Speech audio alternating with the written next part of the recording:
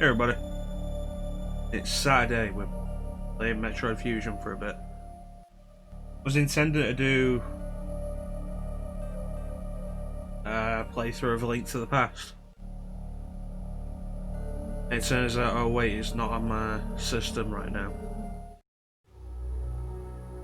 Which means I would have had to mess around a little bit to get it set up, and I didn't want to do that.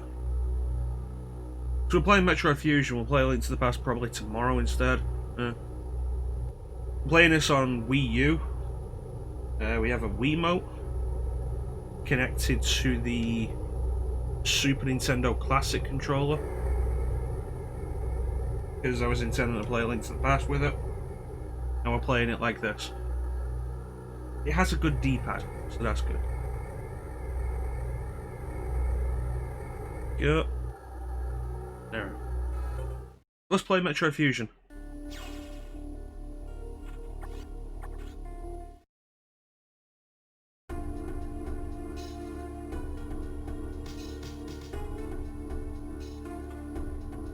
I like Metroid Fusion, it's probably my favourite Metroid.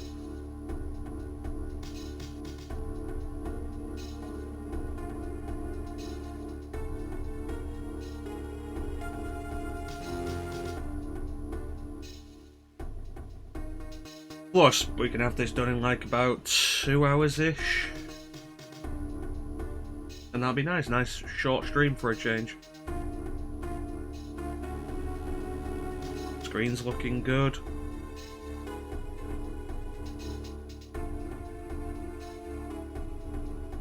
Buttons feel good.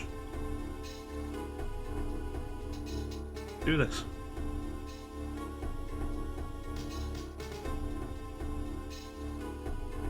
Really wish there was some way to skip these cutscenes. Like, there's a ROM hack you can get for Ocarina of Time called Better Ocarina of Time that skips all of the cutscene dialogue and stuff, which makes it a lot quicker to play. I want to do a run through of the game with that at some point, see how fast it actually is without all of the slow scrolling dialogue that you can't skip.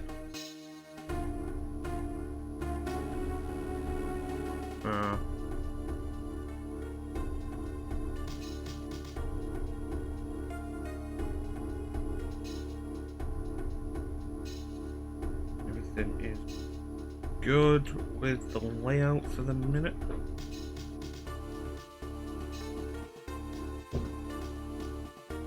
Oh, doors are slamming outside. Turn the mic. There we go.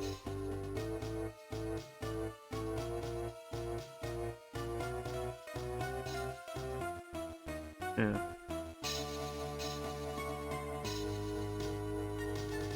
I've done Fusion a bunch of times on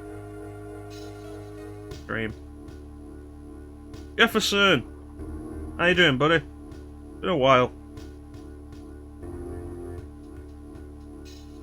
Has it? Am I confusing you with somebody else?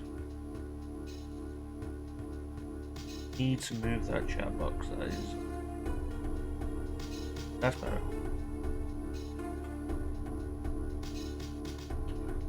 I'm pretty sure I remember, yeah.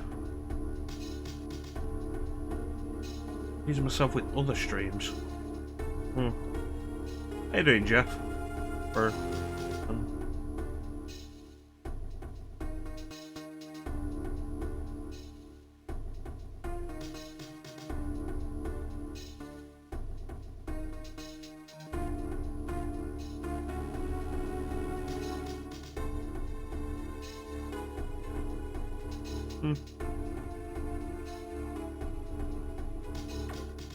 there.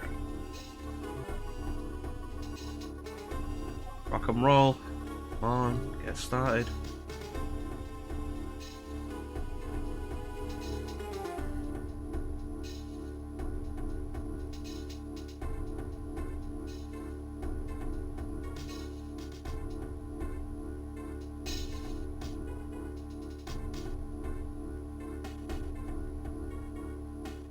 One of the things you forget with some of the games you do on stream when you go back to a more classic game that has less story focus and generally doesn't have loading screens, it's hard to take a minute to either look at the chat or take a drink when the game actually starts.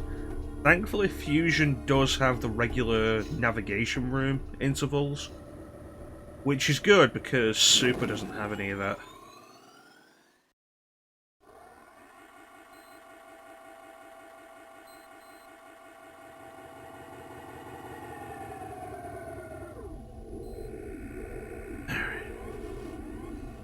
Game Boy Advance had a weird aspect ratio. It's not quite widescreen, but it's wider than 4:3.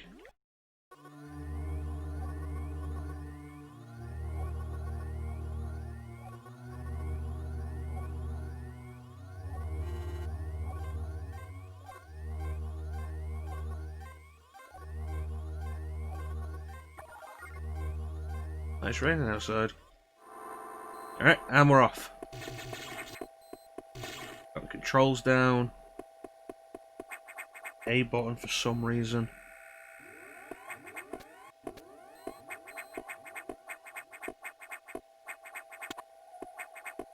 I want to remap the controls, but I don't know how to on the Super Nintendo controller.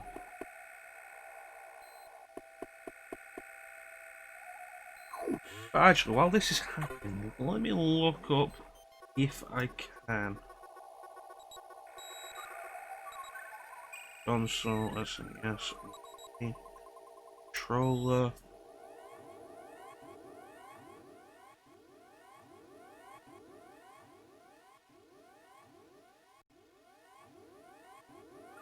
Cross-platform compatible.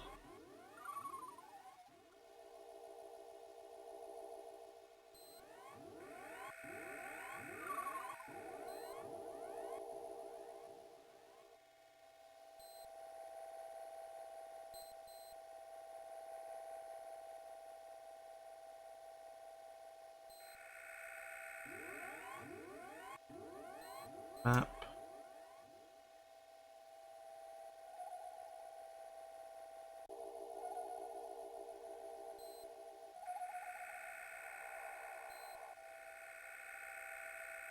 What to do with it?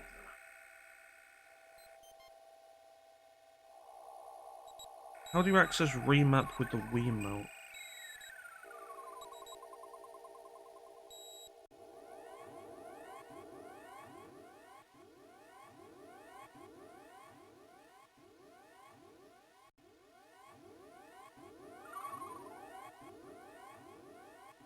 I have to actually use the gamepad.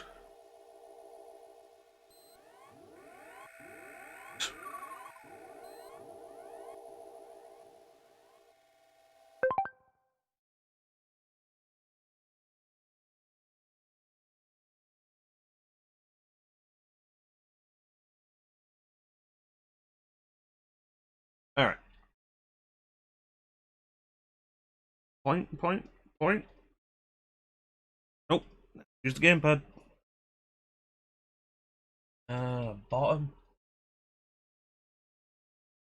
Oh, dusty.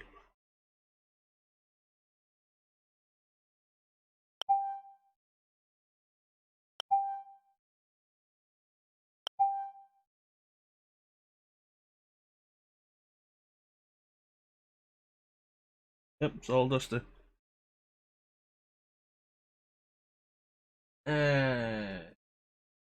Right now, is it?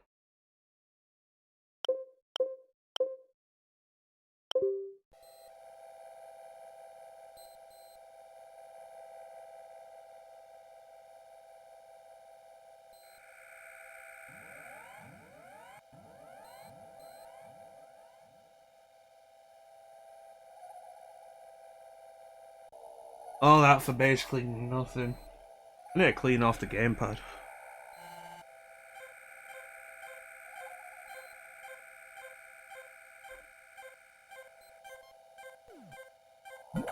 Yeah, fully customizable controls though, which is really nice because that's a feature that the does the Switch, the NES and Super Nintendo Switch stuff have that? I mean, I imagine the Super Nintendo doesn't really need it, considering it's the diamond layout that's been used for most controllers since, but the NES could. I could work this, though. This will be fine. Because the 3DS Virtual Console didn't let you remap buttons. Where do we go?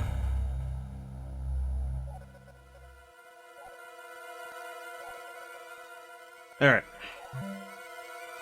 Got the messy stuff out of the way, let's just get the game going and prove that we can actually play it. Again.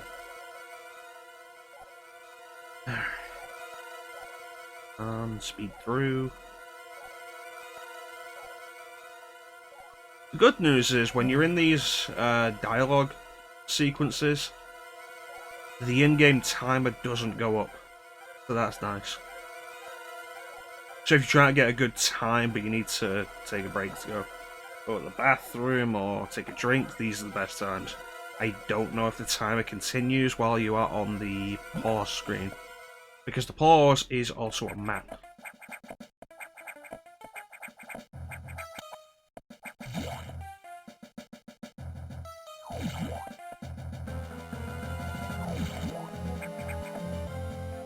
Fusion's so good.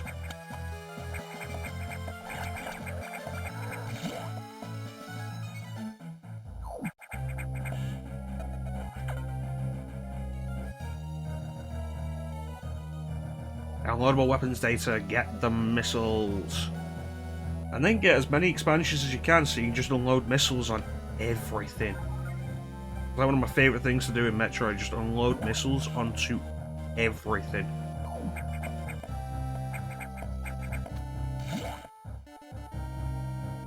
Going up.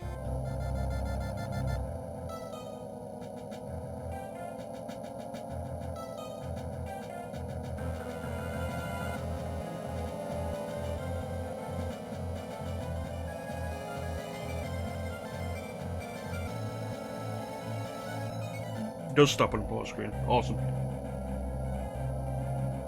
That's good to know, Jefferson. It's good to know. Go.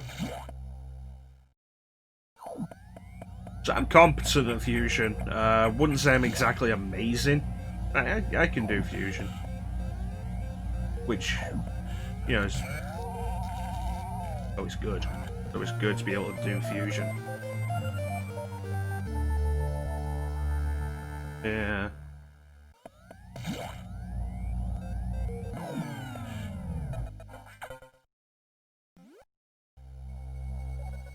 Interference. What interference?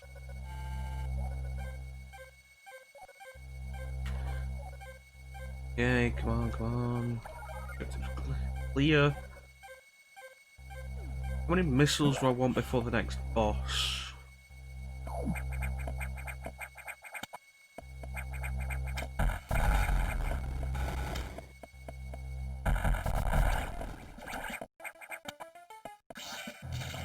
An extra 10? Or would it be 15?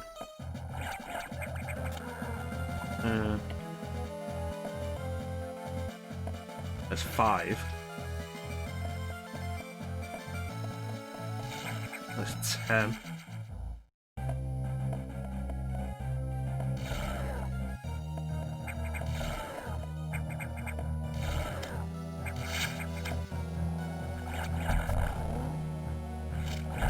These doors are the bane of anybody trying to speedrun. They can do that up to, I think, 5 times before they actually open their eye properly. Which just really slows the game down. Ah, I'm glad I pulled that off.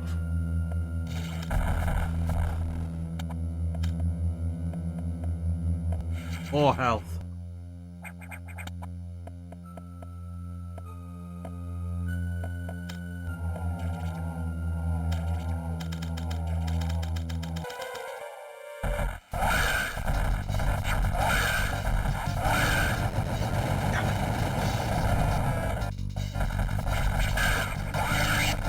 Okay, come on.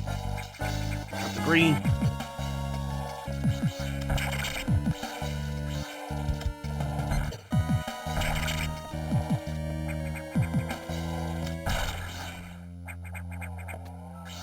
It's not bad. Definitely could have been better. Definitely. Oh well. And we're off.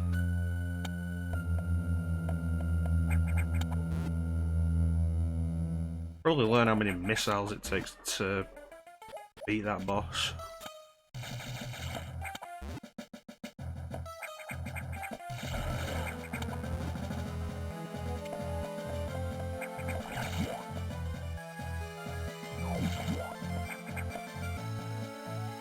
Thankfully, with how long the door transitions take, it's not a huge amount of time, but it's enough to turn and check the chat.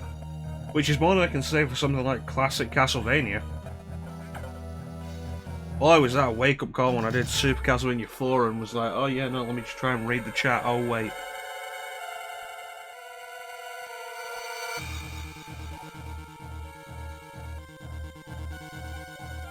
Those were good times.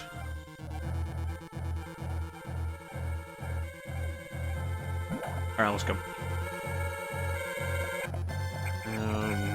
More missiles.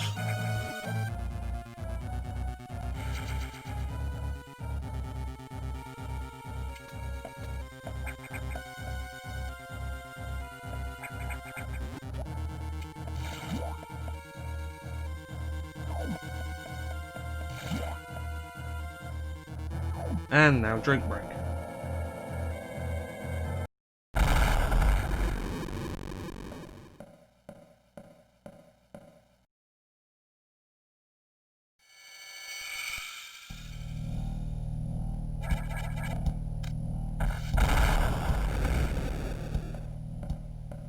That freaked me out as a kid. And partly due to the sound. Fusion has some really good sound design. Like, people always say like the Game Boy Advance had a terrible sound card. And that really mostly shows with Super Nintendo ports. For its original games, the Game Boy Advance tended to do some really good music. And Fusion is one of those examples.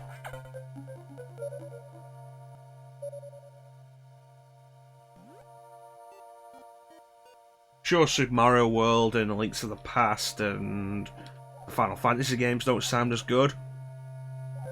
But the Super Nintendo also had a fantastic soundtrack to begin with.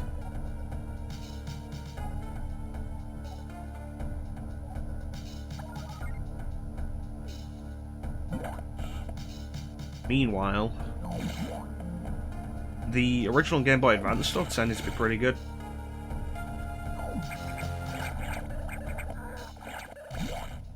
Generally when it wasn't, it was more a case of the developer not really knowing how to use the sound chip. Which was a similar problem that Mega Drive had. Very few developers knew how to really get the good sound out of the Mega Drive. Big part of the reason why Sonic games sound so much better than almost everything else on the Mega Drive.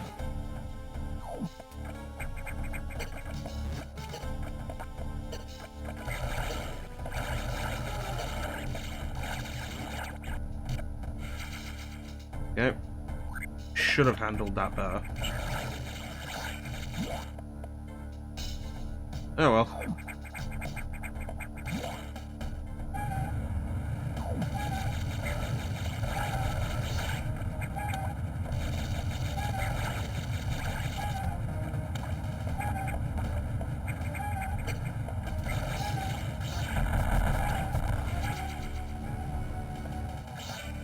Okay.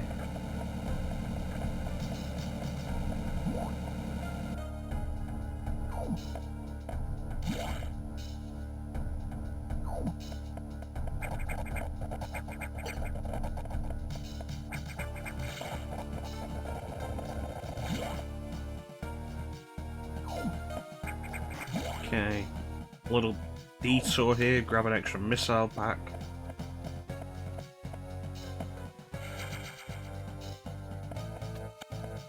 Worth it, because the more missiles we have, the more we can just unload on everything that we come across.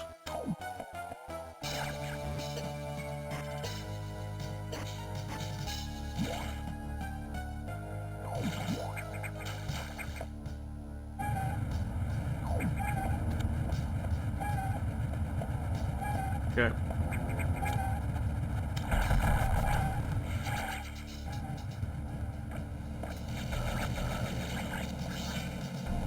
Open up. There we go.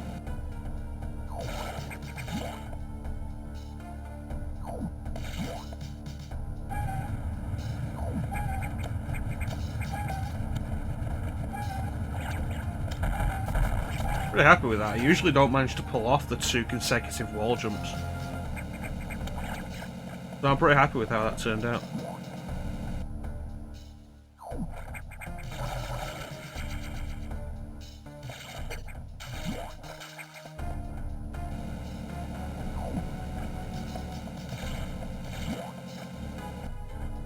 Alright, going up.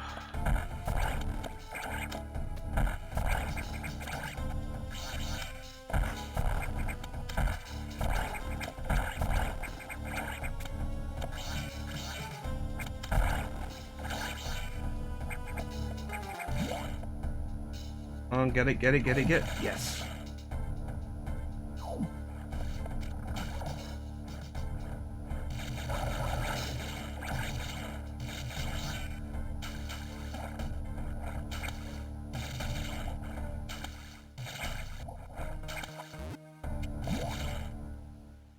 Need to rethink how I do that.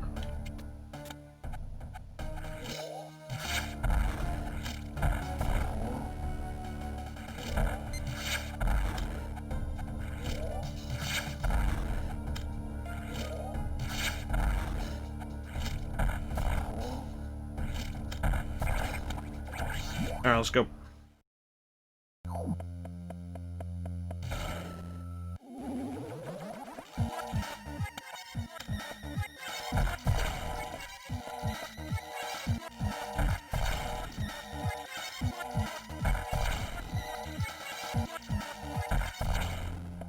Charge beam.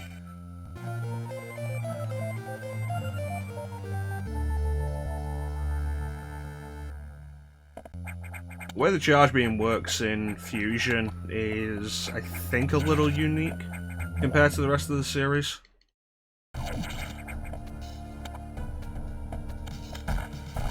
Because it's technically just 2 beams stacked on top of each other. So it's more, the standard shot's more like a double beam. But the truly interesting quality is the actual charge.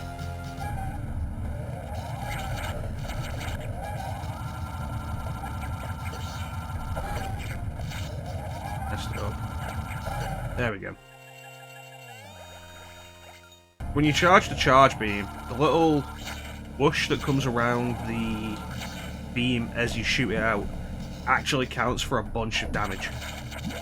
So the best way to take out a bunch of enemies and bosses is to actually get close enough to hit them with that whoosh. And at least 2 cases where you can take out some bosses really quickly. If you do it right. The atmospheric stabilizer, basically what I was doing was take the damage so I can move inside it while my invincibility frames are active, and then use the whoosh to take it down. Jansen! How you doing, Jansen? You use the whoosh to take it down, and it effectively, you do it right, it's one shot. Right.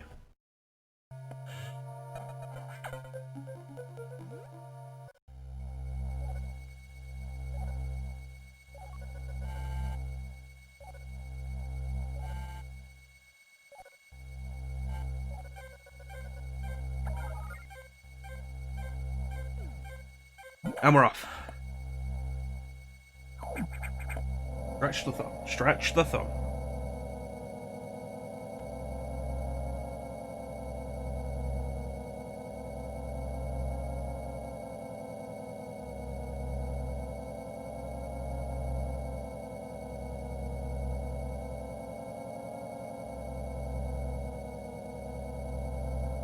Alright, set 2. Tropical.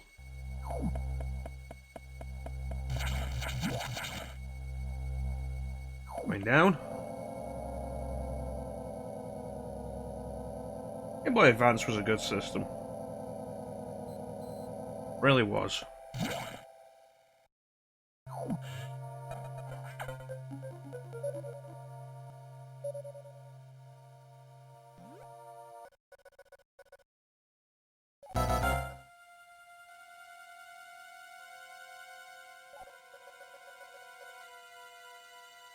So I was actually intending to do Link to the Past today, Jansen, like I said yesterday.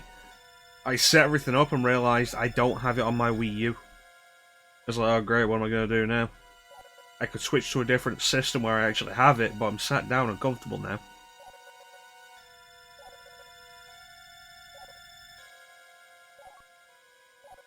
Even busted out my Super Nintendo mini controller, which is connected to my Wiimote. See the thing there? So that we could play with the Super Nintendo controller. Because the Super Nintendo Mini's been kind of unreliable for me. But no, now we're playing Metroid Fusion.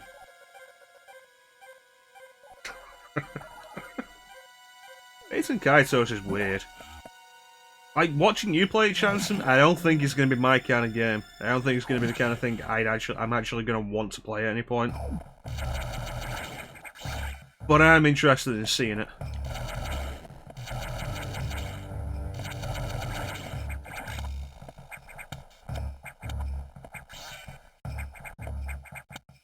Get into the zone.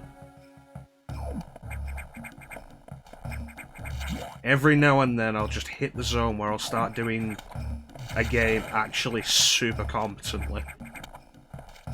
And if I'm lucky, it'll last for like maybe 5 minutes. Yes!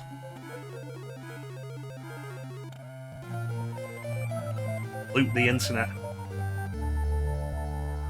Loot the internet.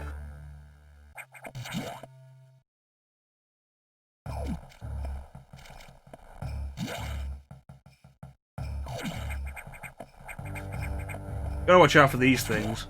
Despite appearances, they actually do a lot of damage if you touch them.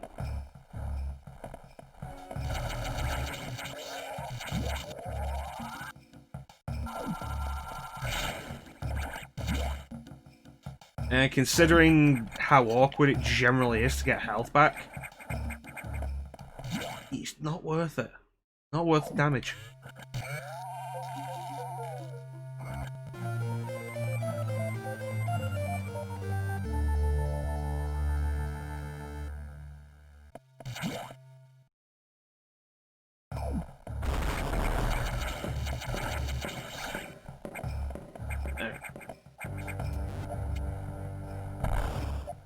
More missiles. So having little low health at this point is pretty acceptable for me, because I do actually have a plan. The biggest issue with the plan is there is a chance that we won't actually get the health refill that I'm after.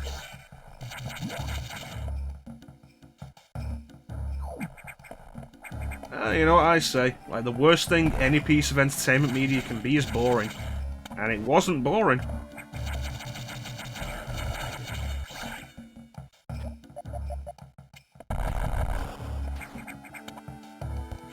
Definitely wasn't boring. I've had Bates and Kaitos on my backlog list forever.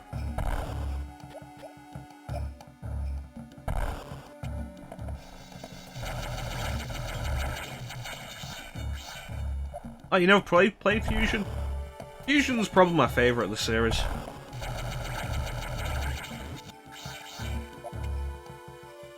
It's also like the most story heavy of the series until like Other M. But we're mostly skipping that to play it somewhat quickly.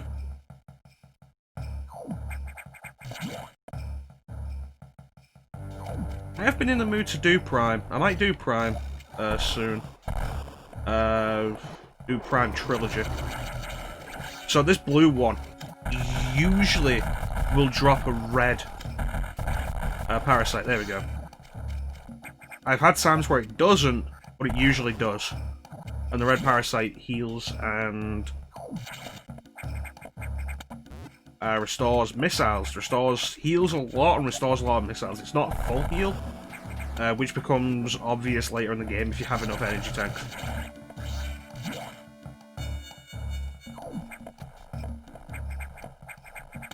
I'm pretty into Metroid. Although these days, like, how easy is it to be a fan of a series that doesn't really get much love from Nintendo?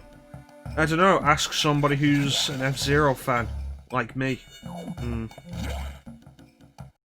really like F-Zero. I wish Nintendo would actually make a new F-Zero. I don't need new Mario Kart.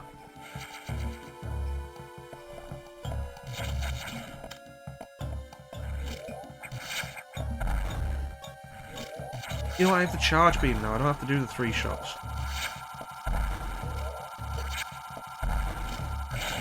There we go. Thank God I'm not in the Star Fox. Not really in the Star Fox. I don't have a major problem with it, and I'm not beating 64. Ninja keeps telling me I need to finish it. Well, Star Fox is getting the games at least, or has gotten some games. F-Zero hasn't gotten anything since Climax on the Game Boy Advance. Like, Star Fox got Star Fox around the same time. They got Star Fox Adventures and Assault on GameCube, Star Fox Command on DS, Star Fox Zero on the Wii U. How good any of them were, plus, you know, the Star Fox 64 remake for 3DS. How good any of them were are up for debate, but they were getting the games. F-Zero hasn't had anything since Climax on GBA, and Climax was Japanese exclusive. So, you know, that's fun.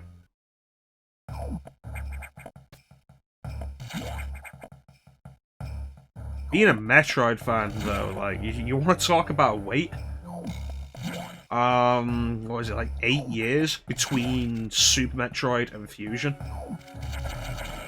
It's actually one of the weirdest examples in Nintendo history. Yeah, Star Fox had a Star Fox Zero.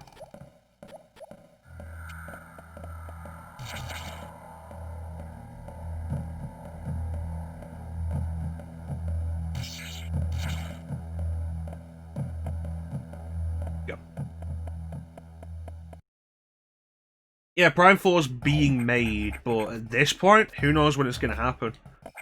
It was being made by Bandai Namco, but everything was scrapped, and they've restarted development like a year or so ago.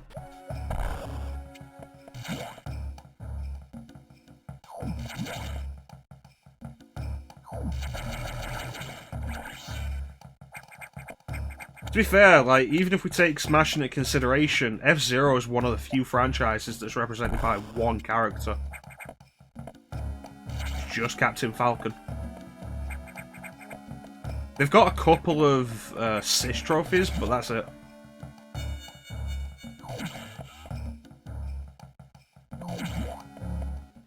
Yeah, like, one of the weirdest things in Nintendo history.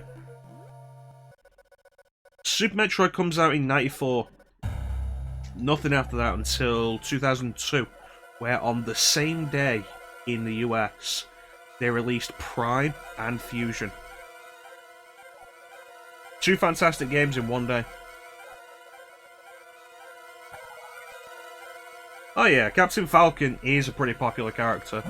And when you consider Fire Emblem's entire existence in the West is down to Smash, it is kind of surprising. But then again, Lucas is a pretty popular character in Smash, and Nintendo will not release Mother 3 outside Japan.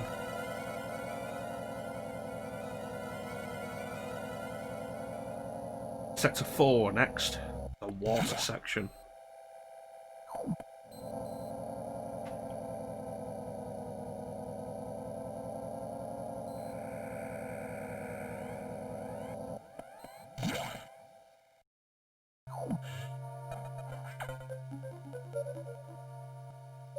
Never gonna get Mother 3 outside Japan. Ever, ever.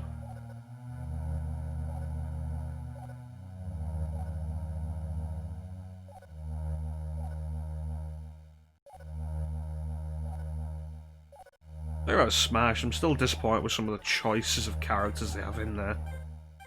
There's definitely too many Fire Emblem characters. Yeah. Like, Nintendo puts out fantastic games, but a lot of the decisions they make are so stupid. Or so anti-consumer.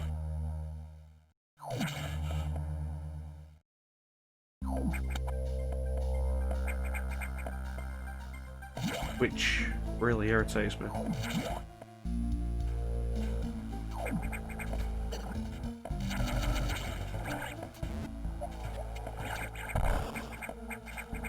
Okay, it's not this one I'm after.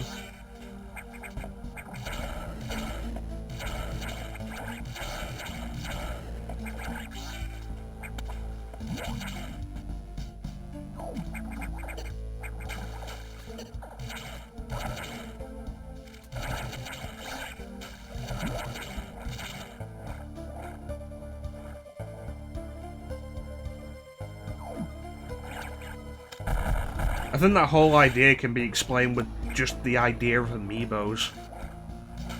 Like, oh, they're reprinting the Zelda... Yeah, this is what I was after.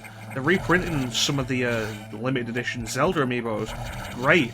I stopped giving a shit about that 3 years ago when they were all overpriced.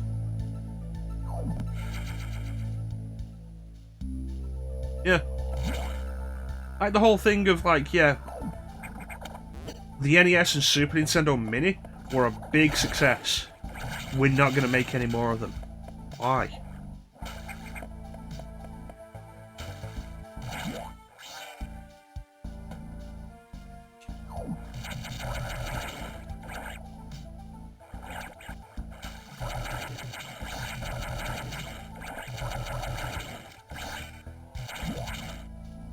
Especially when you look at the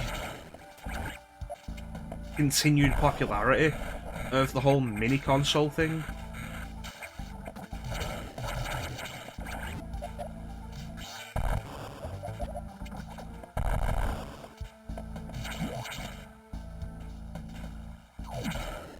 Yeah, it's really a case of, like, if you didn't pre-order them, you were fucked. The only reason I have the Zelda amiibos I have, which is Twilight Princess Link, Majora's Mask Link, and Skyward Sword Link, is because I had a friend who worked at a game shop and he was like, hey, we've got pre-orders in for this, you want to get them? I was like, yeah, sure. So I got them at standard retail price. I also have Wolf Link, and I don't remember when I got that.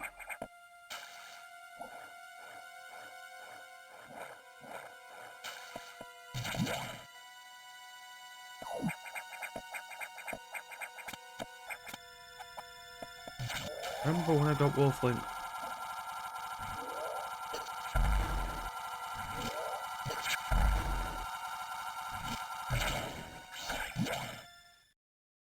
Yeah, the whole amiibo thing, and like, let's talk Metroid some more with that. Metroid Samus Returns on 3DS comes out. They add 2 amiibos to the Metroid run.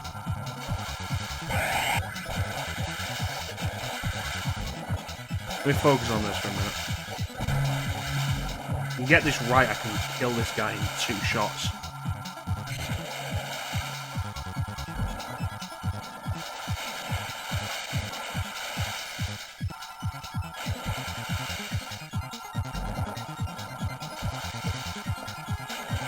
Second guess myself.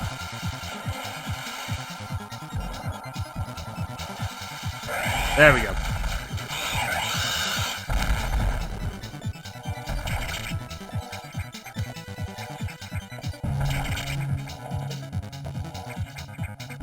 That's the power of the charge beam when you use it right.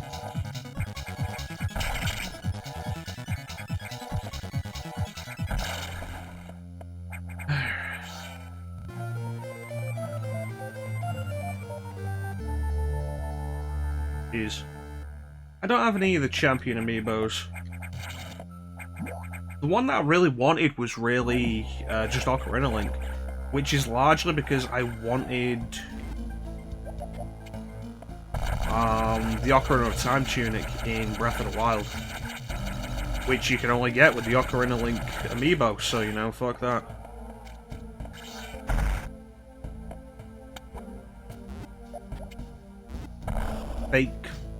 Whole fake scarcity thing for the physical DLC. It's like, we go to Metroid,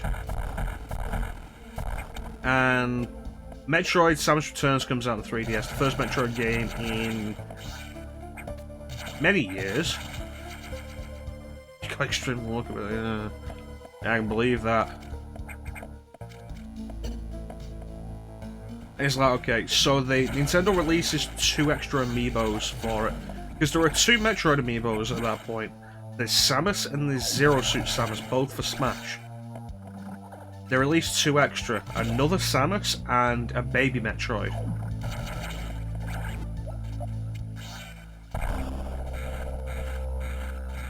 Now here's the fun part. Unlockables in Metroid Samus Returns are locked behind the amiibos. You want to play the hardest difficulty, Fusion mode, which also gives you the Fusion suit that we're currently wearing. You have to have one of the amiibos. A specific one of the amiibos.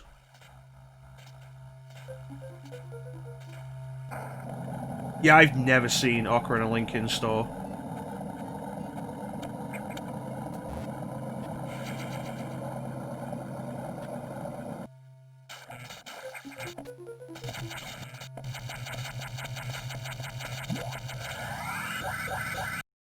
Come on, can I get the Shine Spark? Damn it.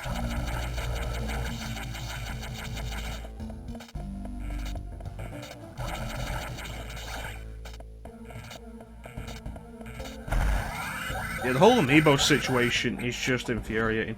At this point, I ended up, on the recommendation of a friend, I ended up picking up a set of amiibo cards. Because it's just an NFC chip with a certain thing programmed into them. So people have made them. So I got a set of amiibo cards for every Zelda amiibo. Cost me like 20 quid.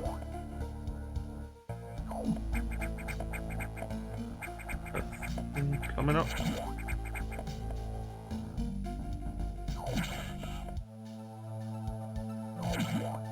Optional for enjoying the game. It's the same bullshit that companies try to use for microtransactions. You don't have to spend extra money on the game, it's optional. Yeah, but it's clearly designed so that they're gonna push you to spend money for this shit. It really is false scarcity DLC. When it comes down to it though, like, it is just an NFC chip in the base. The figures are nice. But at the end of the day, like, I've got enough amiibos at this point. What have I got? I've got the Zelda ones that I mentioned. Up there. The 2 Bayonettas, the 2 Clouds, Mega Man, Chibi Robo, which I bought Chibi Robo amiibo just because I love Chibi Robo. I'm gonna do that for stream one day. The game it comes with, I didn't want to buy because it's bullshit. So I ended up picking up Chibi Robo amiibo on its own. It's great. Nobody wanted it. I just got Chibi Robo amiibo. Luigi, I think that's Smash Luigi. 8-bit Mario that came with Mario Maker and all the Metroid amiibos. Chibi Robo's fantastic.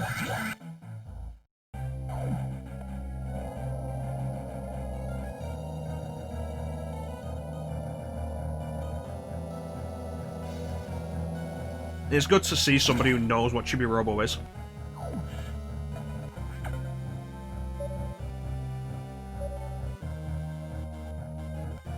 Like the Chibi Robo Ziplash on 3DS, they put a Chibi Robo amiibo out for it. It was a good game. It's a hard game to pick up now, which is unfortunate, but a lot of GameCube games are like that.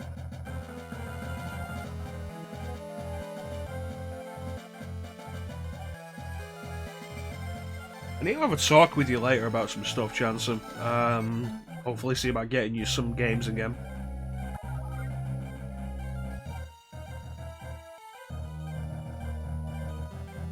Wait, actually, let me throw this down. Yeah. If you want to join the Discord, Chansum, so we can chat outside streams. Got some stuff for you. I need to just jump through that. That's the right solution. I always forget to do it.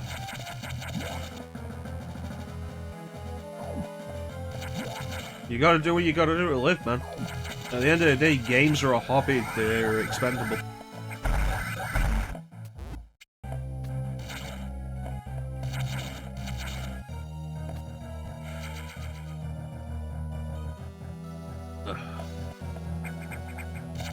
Just remember your Discord info. Alright. Respawn floor. Good.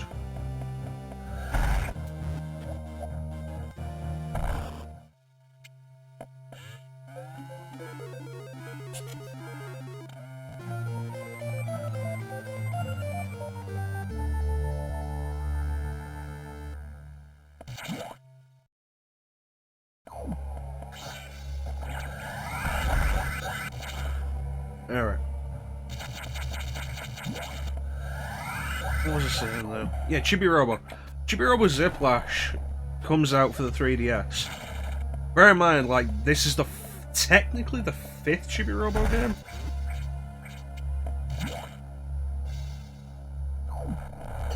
The first was on GameCube, the second was on the DS, which was not sold in Europe. It was sold in the US as a Walmart exclusive. Figure that shit out. Chibi-Robo Park Patrol. You like Chibi-Robo? It's that, but with instead of making a family happy, you're helping the environment. It's Chibi-Robo, it's fun. The third Chibi-Robo game, which goes back to the family and actually has you looking after the family of the daughter from the first game after she's grown up, was not released outside Japan. The fourth Chibi-Robo game was a DSiWare game that focused on taking pictures.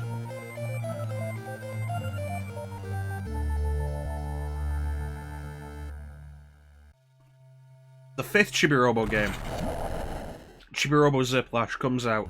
Nintendo is all like, if this Chibi-Robo game doesn't sell well, it's the end of the series. And it's like, seriously? So what is it? Is it a great Chibi-Robo game? No, it's a mediocre side-scrolling platform. It's not even a proper Chibi-Robo game. Doesn't sell that well. Why is that? Because Chibi-Robo isn't exactly a well-known property to begin with, and Ziplash does nothing to set it apart from anything else on the 3DS. I think Nintendo would try to pull a Fire Emblem Awakening with it. It's like Fire Emblem Awakening was supposed to be like the last Fire Emblem game because they weren't selling well.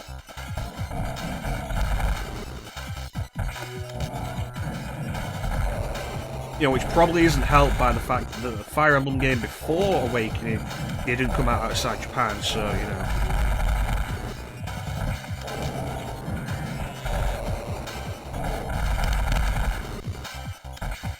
But Awakening sold a lot. Sold incredibly well, and as a result, Nintendo ended up... Whether it was a Nintendo decision or an Intelligent Systems decision, I'm not sure. But we ended up with Fire Emblem Fates basically being an attempt to replicate that success. And also replicate Pokemon's success for some reason. It's like, oh, here's a series that we were gonna cancel, but the last game sold surprisingly well. What will we do with the next installment now that we've decided to bring it back? Pokemon it.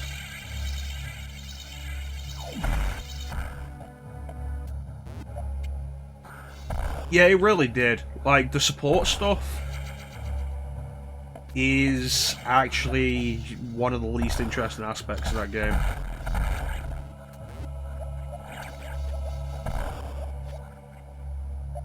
Yeah, I feel like it's just a problem with a lot of people who play the games. I'm hoping Three Houses doesn't focus on that, because Fates really put me in a bad mood with that shit. But then, like, Fates also had, like, oh, what are we gonna do? This series we were prepared to cancel because it wasn't selling that well. Oh, the last game sold really well, so let's make the next game like Pokemon and sell it as 3 separate games. One game for the price of 3.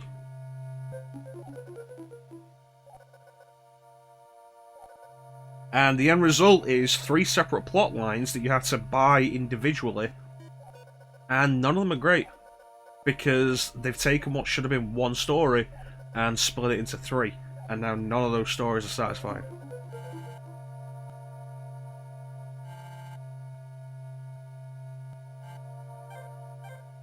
That was Fire Emblem Fates, the one that came out after Awakening.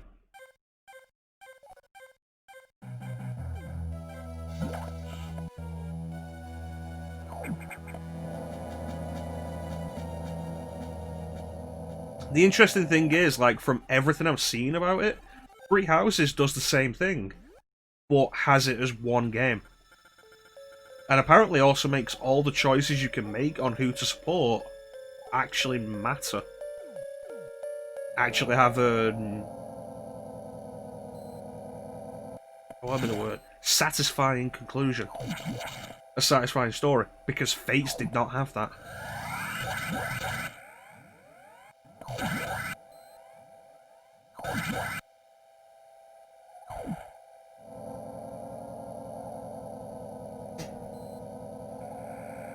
And from everything I've heard, like, Three Houses is Fire Emblem's triumphant return to the console after...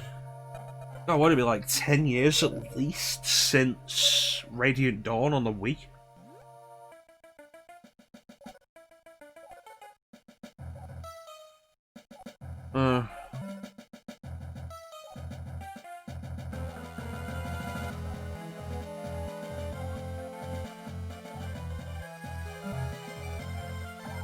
Path of Radiance, god fucking damn it, Path of Radiance. Like the single most expensive GameCube game.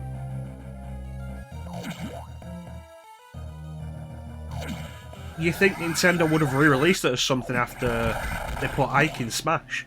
No.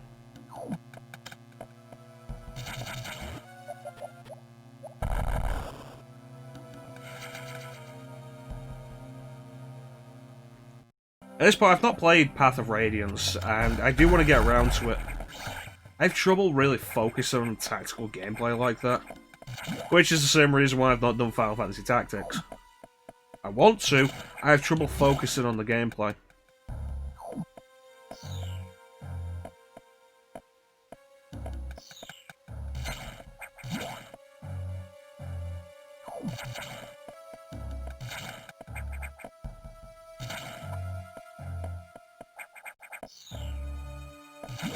One thing I do like about Three Houses, though, is, like, Fire Emblem's return to console, and boy do they make the most of it. And I hold that up as, like, the big comparison for Pokemon. Like, how anybody is satisfied with Pokemon Sword and Shield amazes me.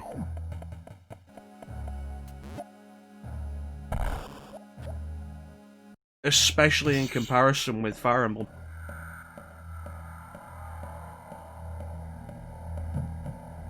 Like, Fire Emblem returns to consoles and it makes this big grand debut on the Switch with something that could not have been done on a handheld.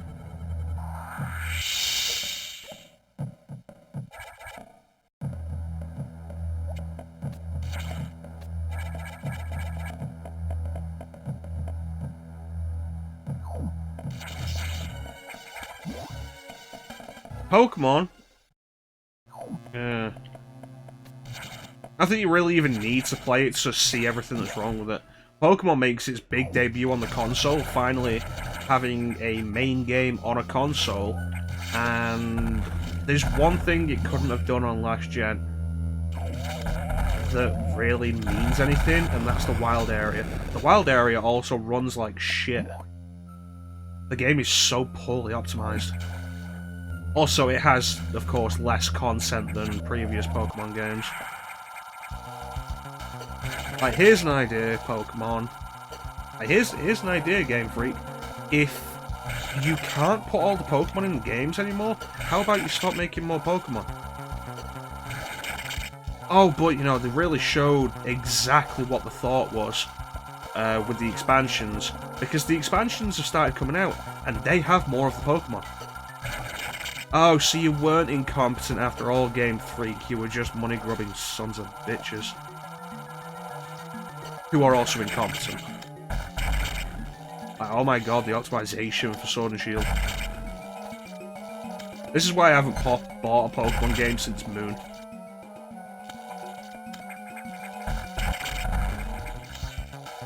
Well, that and the fact that Pokemon is a boring-ass RPG. Moon had good ideas. I liked some of what Moon did.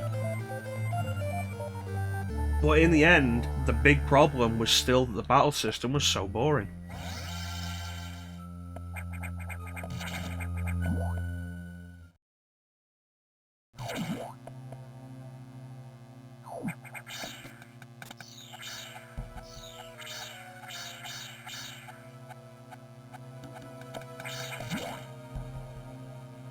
Alright, make the jump.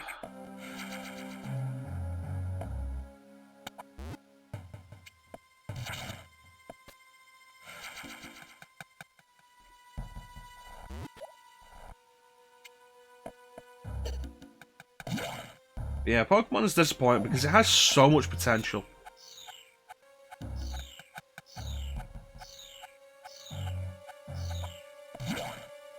But it really seems like Game Freak just don't know how to make a game anymore. Also, this weird thing, this weird idea. Oh, hey, Mikey Dude. Thanks for the follow, buddy. Welcome to the stream.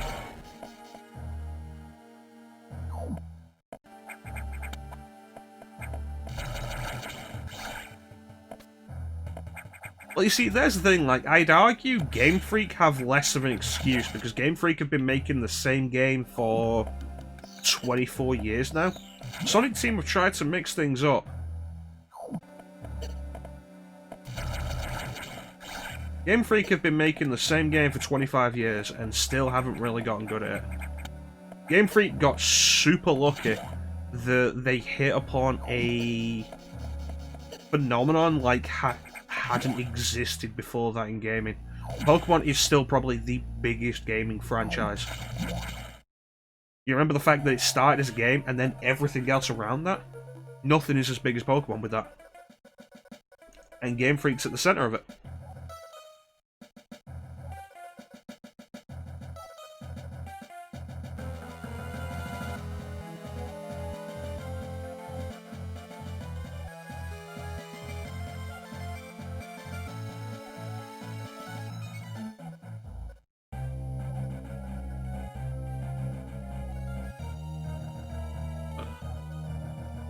And, like, I feel like the world of Pokemon is an interesting thing, and I end up with the thought, like, every Pokemon game that isn't a mainline Pokemon game is so much more interesting. Because it gets to do more. I'm looking forward to Pokemon Snap 2. I really hope they give it a better name than what they've currently got it listed as. New Pokemon Snap. Pokemon Ranger I thought was really fun. I enjoyed the Pokemon Ranger series. One day maybe we'll stream them. They're on the Wii U Virtual Console.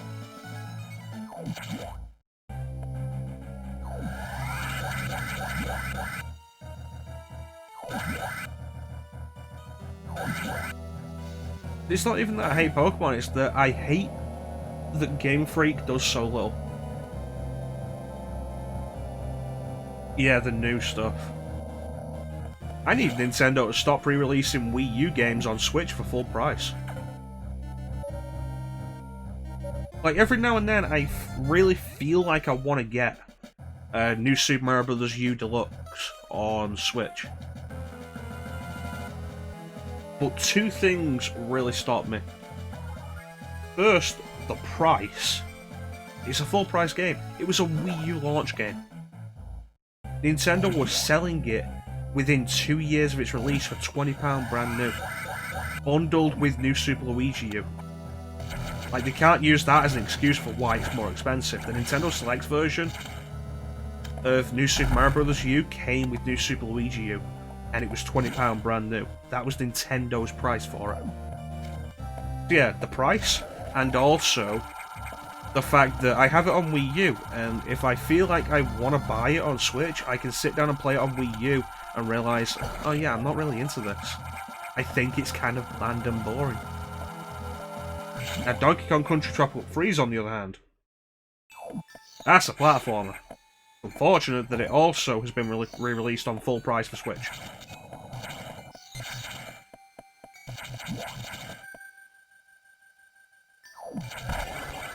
Of course, the worst thing with that is like, okay,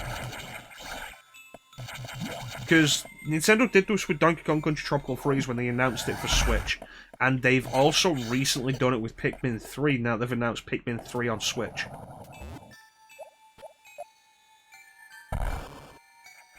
Because they were Nintendo Select titles, which means they go for £20 brand new. That's the price Nintendo dictated for them. Even on the eShop, £20 brand new. Good price for these titles. And, like I say, they did this with Donkey Kong Country Tropical Freeze, they did it with Pikmin 3 recently when they just announced it. They took it off the Wii U eShop. Can't buy it anymore.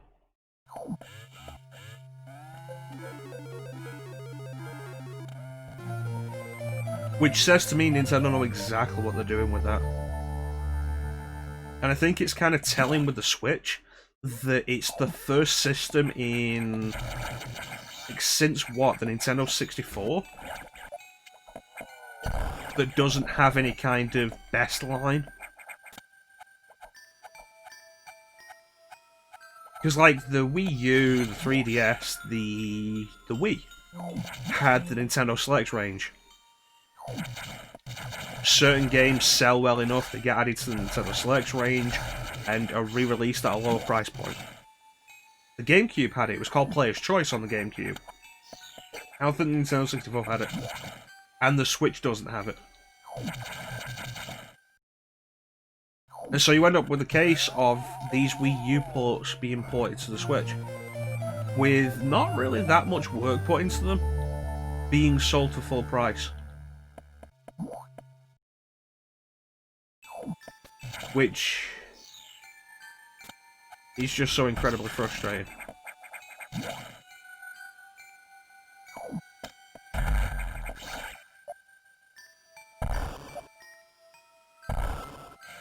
It's like, you go with the idea of, like, you want to get as many games as you can on a single system, so you don't have to mix and match your systems to play everything you want. So the... God damn it, I don't want to do that.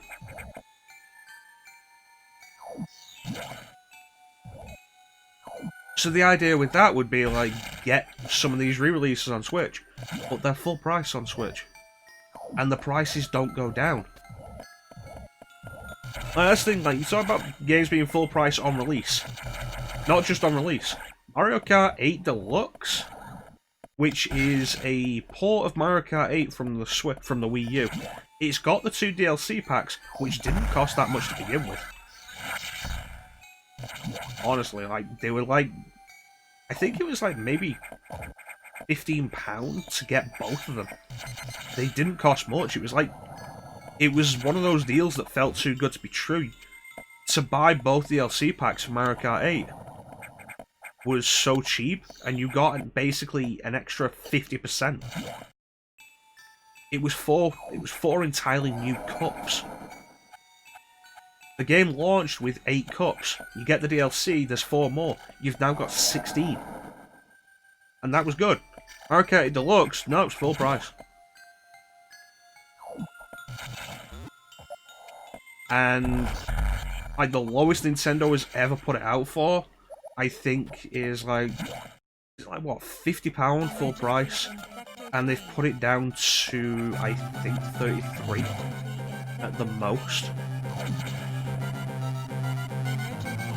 It's less than 50% off. And the same is true of New Super Mario Bros. U Deluxe, the same is true of Donkey Kong Country Tropical Freeze. And, like, it's absolute bullshit.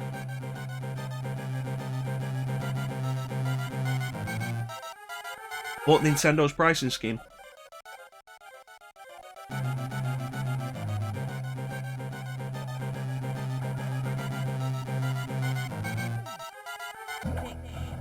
Six minutes. And of course, we've complained in the past about Link's Awakening remake being a full-price remake when really it shouldn't have been, because it doesn't do enough to justify that full price. Especially in comparison with stuff like the Crash Insane trilogy or the Spyro Reignited trilogy. Hey, fuck, you want a more direct comparison? Like, oh no, Link's Awakening's bigger than they are. Bigger than those games. But okay, you know what? Fine, we'll play your game. You want to argue Link's Awakening is bigger than 3 games? Fine, we'll play that game. The Trials of Mana remake is not a full-price game.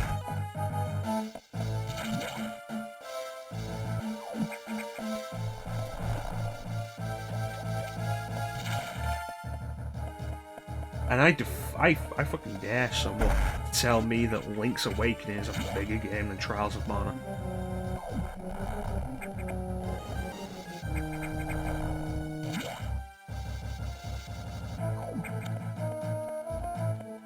Yep. What's the difference? Nintendo. Which gets even worse when you remember that Square is really bad about pricing their ports. Hey, you want to get Final Fantasy IX on mobile? That'll be £20. It's a mobile game. Yeah, but it's a Square game. £20. Why is Square doing better than Nintendo with this?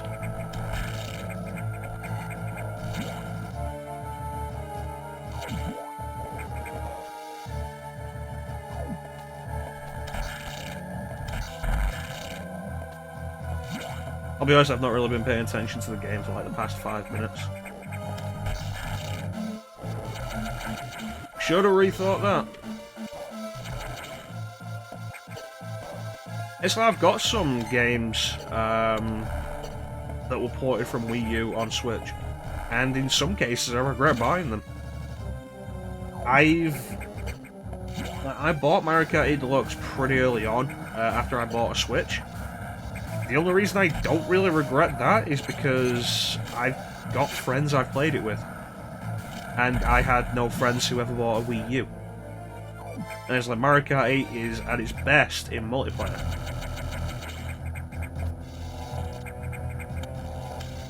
Not really a point in Nintendo's favour, but, you know, still kind of stands.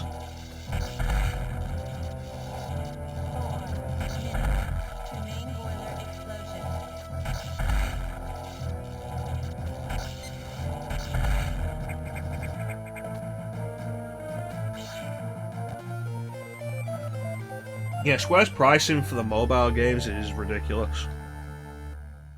Let me take a look. The Dragon Quest games that Square has. Ooh. Set that up while I go and run back to the navigation room. Like, they've got a bunch of Dragon Quest games they've ported to mobile. Dragon Quest 1, I think, is like £3. It's fair enough. Dragon Quest 2 is more expensive than that. Dragon Quest 3 is more expensive than that. Then Dragon Quest 4, 5, 6, ports from the DS are more expensive than that.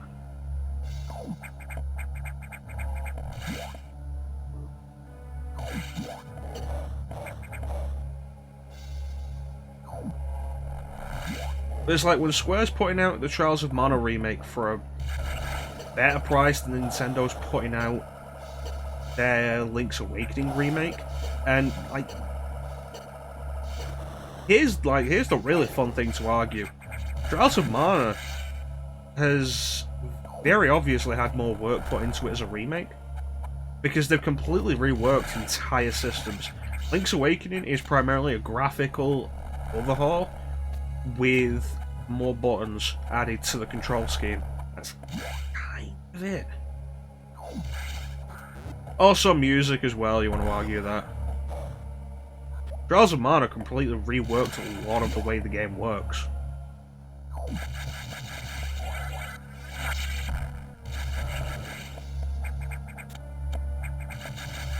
Square didn't charge full price for it.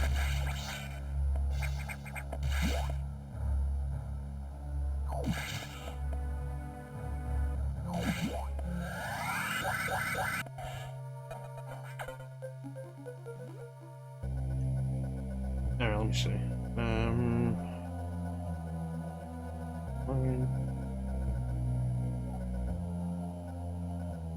Dragon Quest 6, £15. Dragon Quest 3, £10. Dragon Quest 8, $20. Dragon Quest 1 is £3. 5 is $15. 2 is $5. 4 is $15. Final Fantasy 7 is £16. Final Fantasy 9 is £20.49. Which my guess is that equates to $25. I don't give a damn if it's a PS1 game. Simple fact is, it's not that expensive on all the other platforms they ported that version to.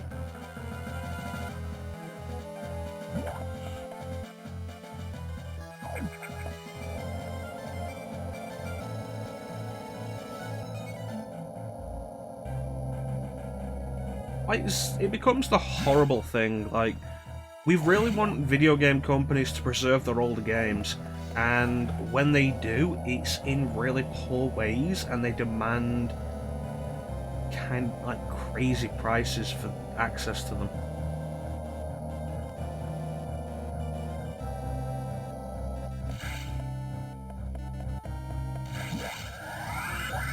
And it's not great. It's not a great situation for anybody except the publisher.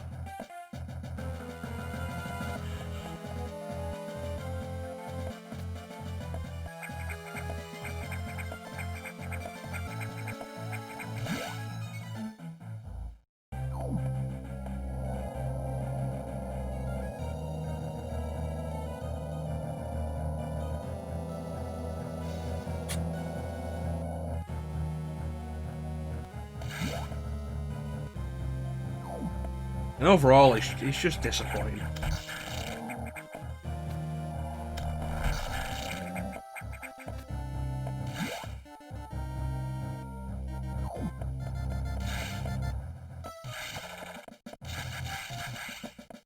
Hey.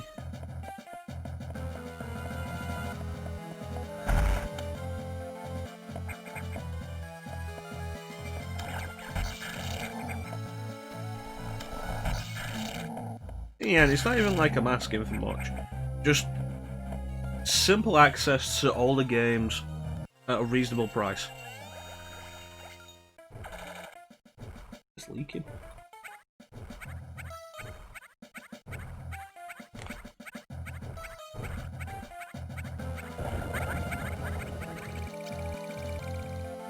Alright. I feel like the system that had that the best was the PS3, with PS1 games. Most expensive a PS1 game was on there, I think, was £8 or $10.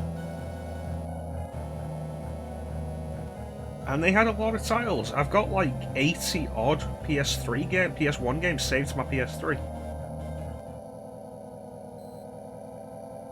Sure, a bunch of them weren't released in Europe, which is why I had to get a US account to do it. But the point still stands. It was wide access for good price.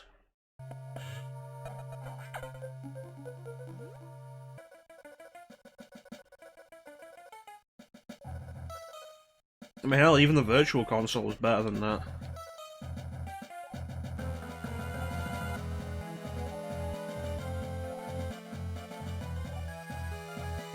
And now Nintendo's replaced it with the Switch Online service, where you have to keep paying a recurring fee to play a small selection of NES and Super Nintendo games. Yay. Ignore the fact that they're missing a bunch of classics that you might want to play.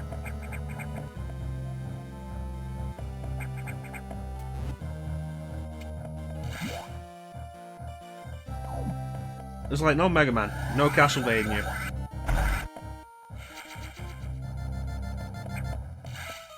And it's like, okay, so they're in their own collections. Mega Man collections, Castlevania collections. You buy those and that's just the one-time payment and you've got them. Which, to me, is preferable.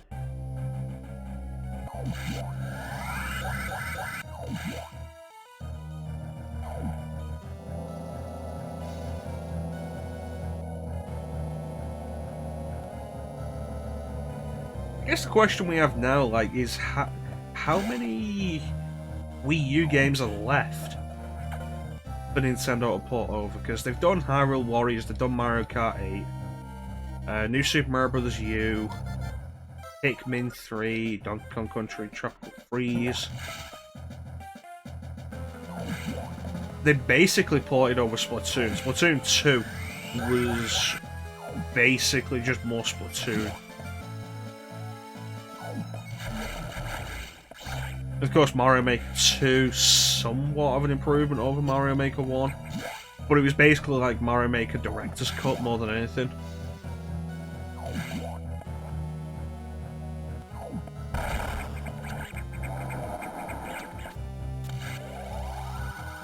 It's like the only big one I can think of that's left for them to do at this point is Super Mario 3D World. Which I'm kind of surprised they didn't already do. What do you think of it, Chanson?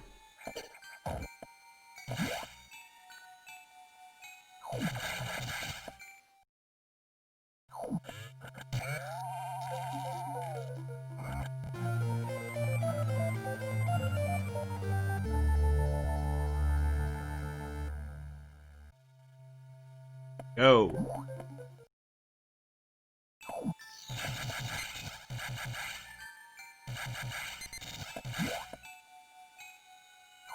Yeah. Do the power bomb.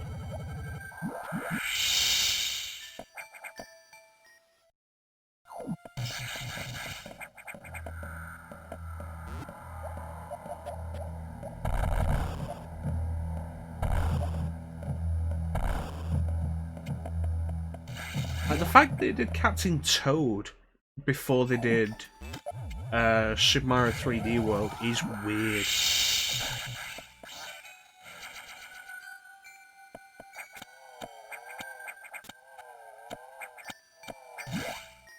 There's also a question of why Captain Toad is as expensive as it is on Switch. When you, especially when you remember, it was released on the Wii U as a budget title. Enjoyed it. That's good. When you pick up a Switch, you'll probably enjoy Splatoon 2. It is mostly the same.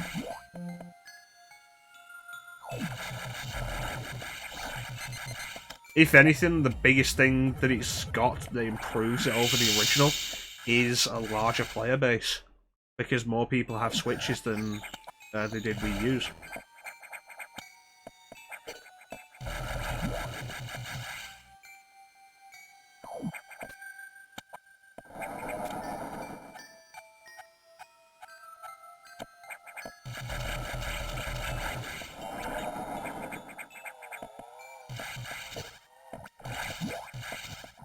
Yeah. When it comes down to it, if you've got a Wii U, very few of the games are actually worth picking up again for the Switch.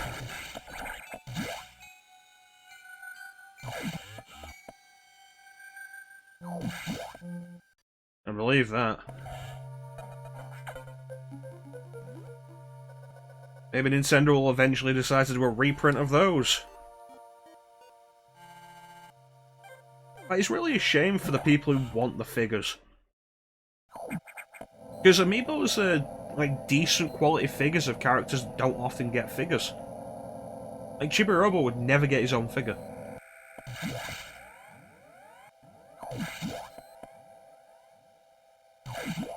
Yeah.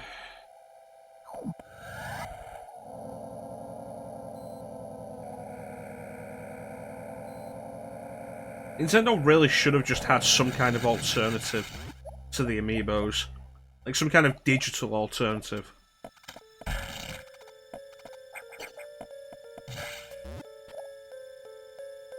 Like the fact that fans have had to go out of the way to make the amiibo cards like that, because Nintendo just doesn't offer any kind of alternative. Oh, didn't you pick them up? Didn't you pick up the amiibo at launch before it became immediately unavailable? Well, I guess you're not accessing this content.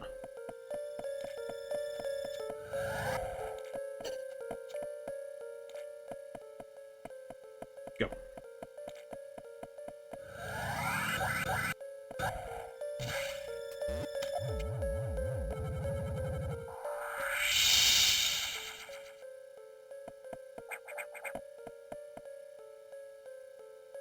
Yeah, when it comes down to it, the amiibos themselves are basically worthless. Oh yeah, did I mention I have the Crom amiibo?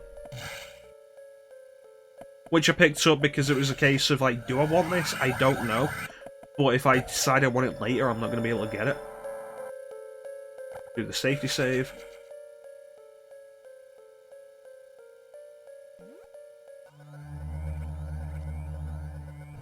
Yeah. Amiibos are fucking stupid as a content thing.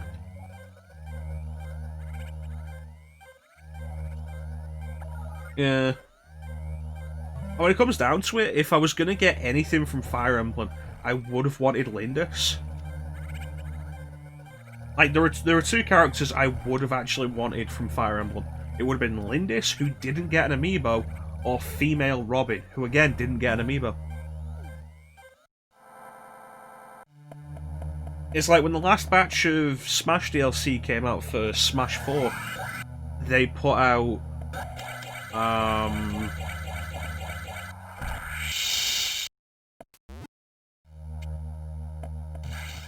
they put out 2 amiibos for some of the characters. Nice. That's lucky. Like when the last batch of Smash 4 DLC came out, they put out 2 amiibos for some of the characters. That's why I have 2 Bayonettas. It's Bayonetta 1 Bayonetta and Bayonetta 2 Bayonetta, the 2 alternate costumes. I have 2 Cloud because it's Classic Cloud and Advent Children Cloud, the 2 costumes he gets. And they did the same for Robin. Not for Robin, for Corrin.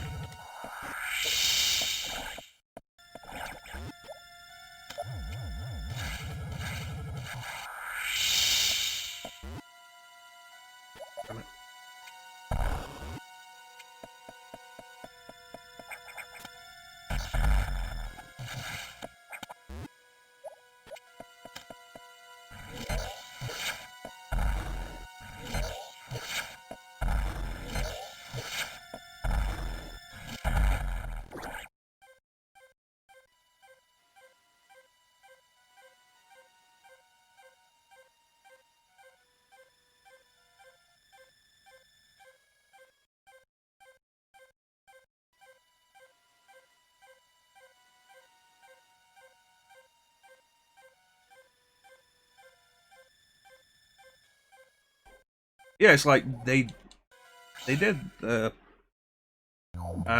and female Corrin. And it's like the amiibo for Robin is just male Robin, but I like female Robin's design way better.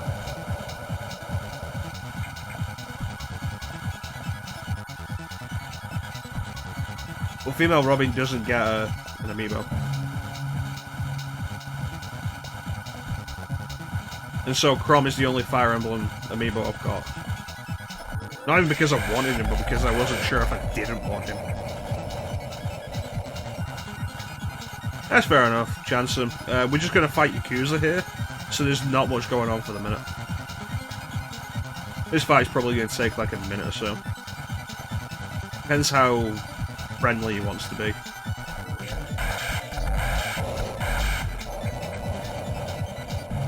If I'd done that first shot right, that would have ended this.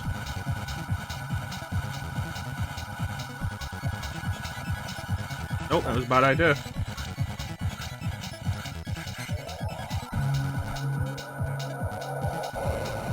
God damn it. Well, I've got to ruin that.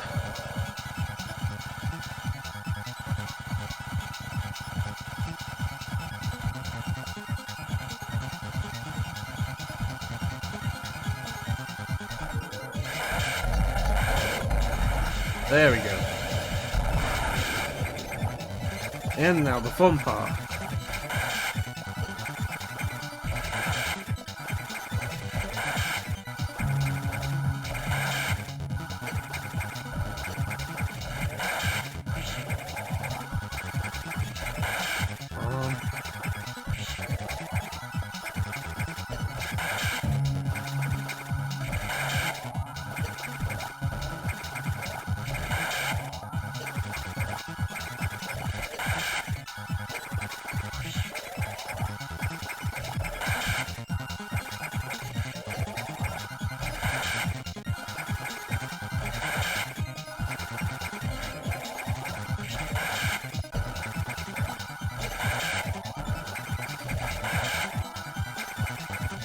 Ah, you bastard.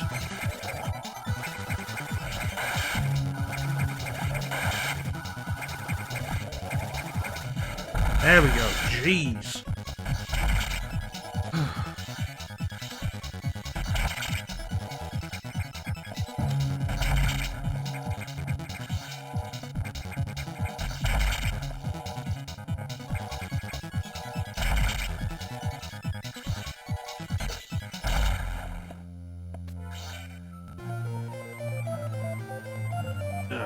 Yeah, I prefer female Robin's design to male Robin, so if I play Robin in Smash, I play female Robin. I think she has the better design. I'm not really interested in Corrin. Character-wise or design-wise.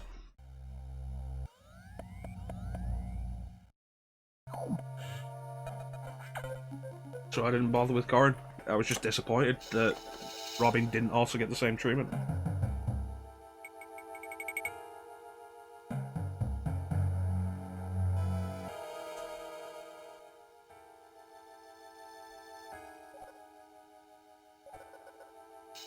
You know, either of those sound good.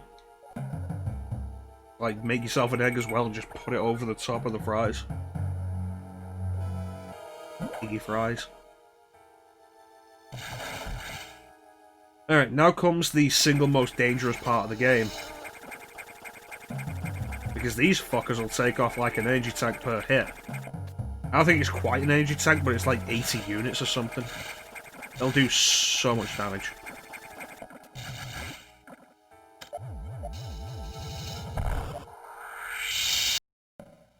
And then there's this fucker.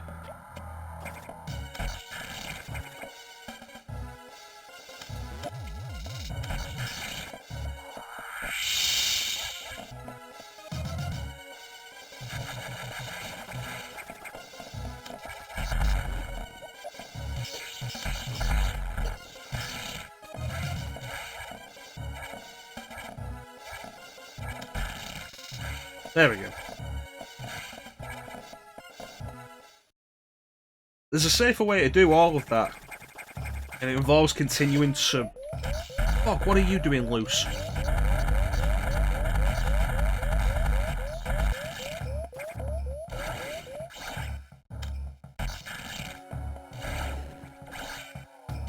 Oh god, that was worrying. It involves continuing to run to the right. This is actually really nerve-wracking now because I am like one hit from those things away from death.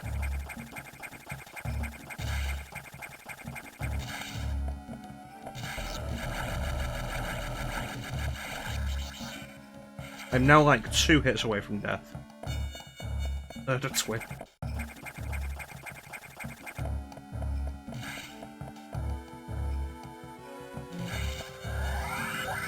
Alright, we got this. Later, bitch.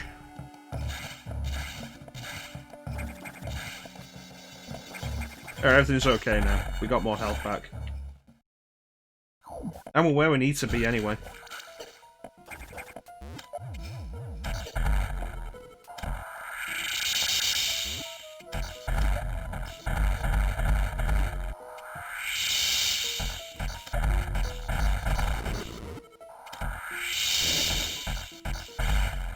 That's probably like the smoothest run I've done of that phase.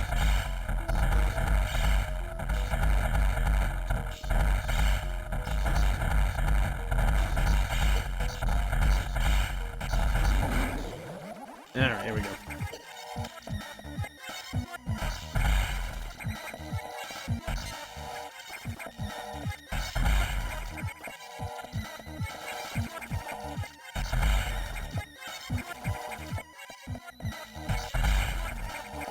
Flies by spinning. That's the space jump. It's never really made sense. But you somersault really fast through the air and you can just keep going. In Prime, the space jump becomes the space jump boots, specifically giving you just a double jump, because infinite jump in 3D would break the game. There'd be no way to really contain that without making the game not fun.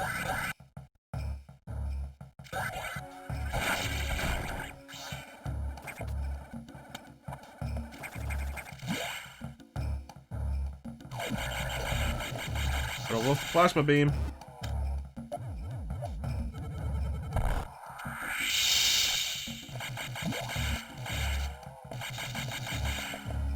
Finally, a beam with what feels like actual power behind it.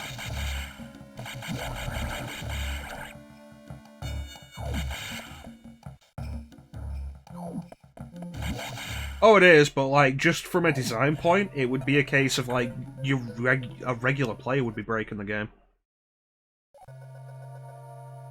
Like, not just people looking to break the game, a regular player would be breaking the game with that.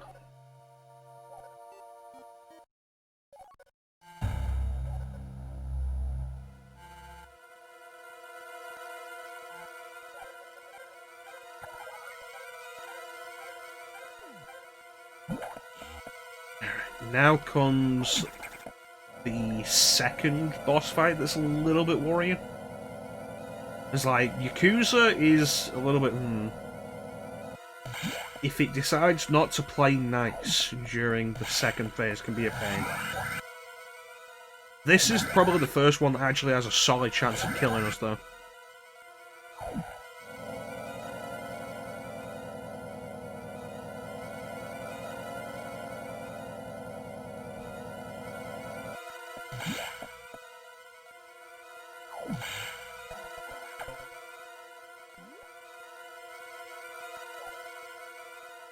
Nightmare.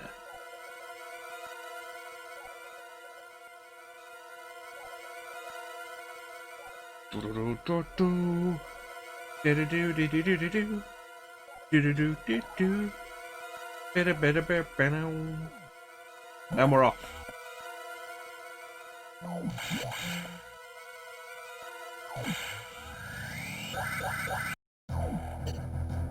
You bastard. You talk about breaking games, there's... Oh, I don't know if I can do this.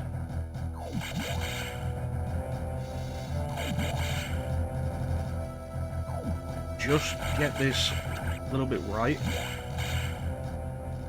If I can get this right, this is great. Yes!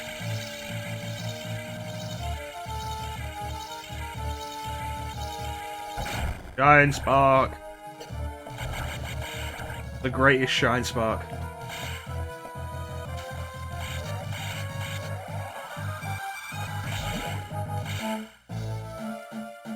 But yeah, breaking game, like, Metroid Fusion's kind of interesting in that it's deliberately designed to not be broken.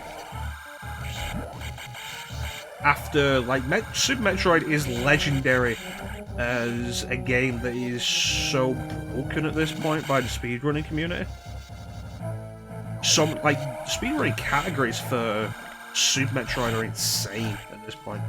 Like reverse boss orders, do the bosses completely backwards. because they've figured out how to do everything with that game.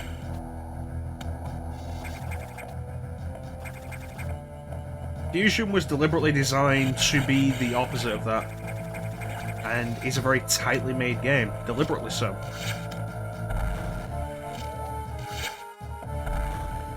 And we're at the point now where even 18 years later, there still aren't really any major glitches for this game beyond, I think, memory corruption, whatever that actually does.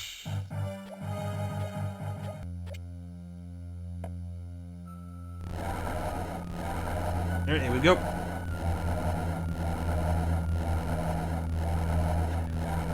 In comparison with that, after this game, because Metroid fans generally weren't happy about that. So the 2D Metroid game that came after this, Zero Mission, was deliberately designed for speedrunners and challenge runners. And so there's so much you can do in Zero Mission.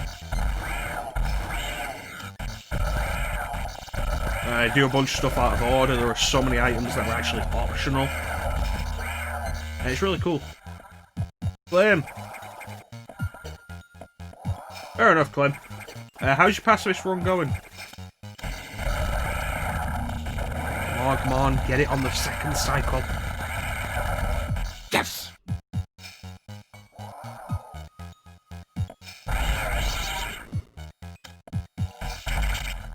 This has gone pretty well.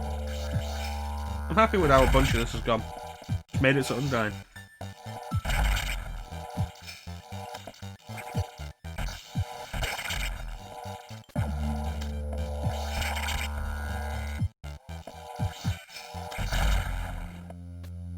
Good work, Clem. We'll probably be finished with this before you're finished with,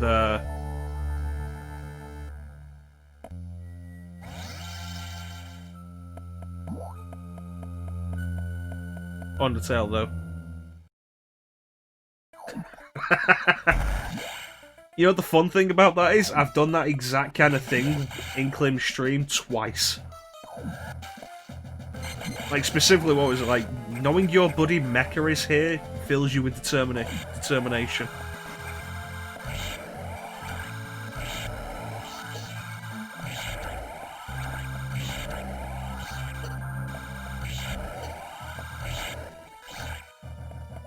Alright. Get the speed boost. Open the door.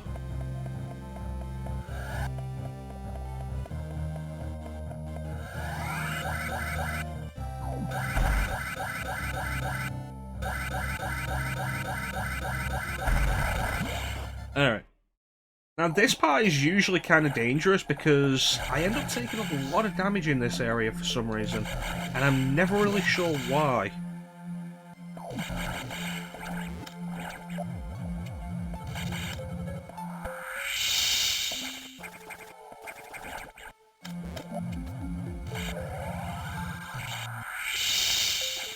God damn it.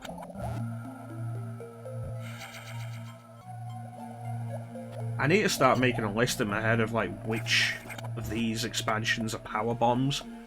Because we're at a point now where we're not going to need this many power bombs. Like, even without going for a refill, we're not going to need this many power bombs.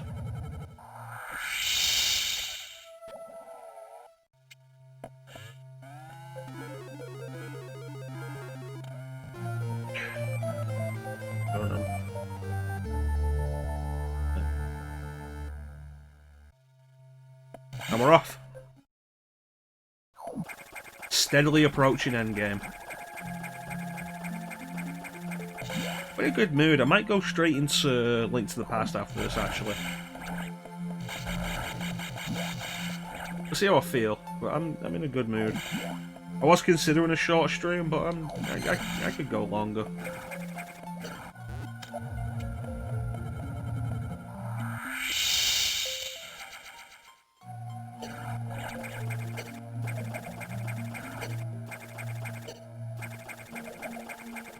Well, I made it eventually.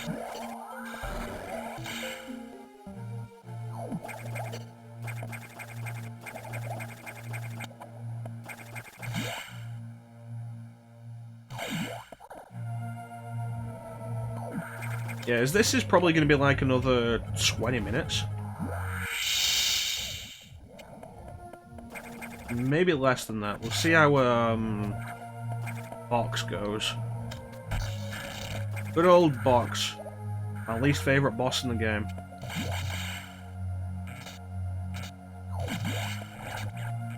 Let's see something with this.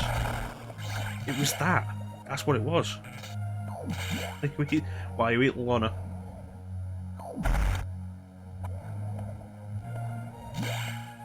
Or did you?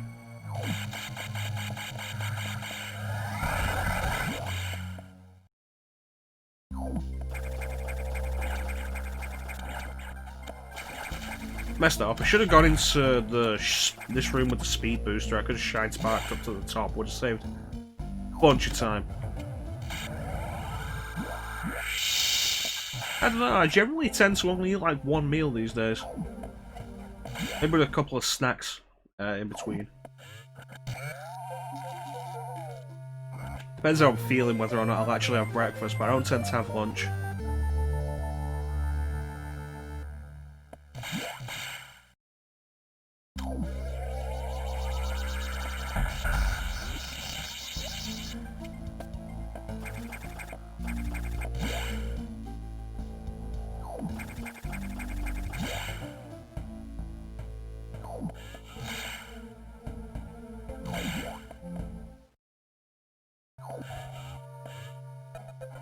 Overshot that. And then snack. You do what works. Do what works for you.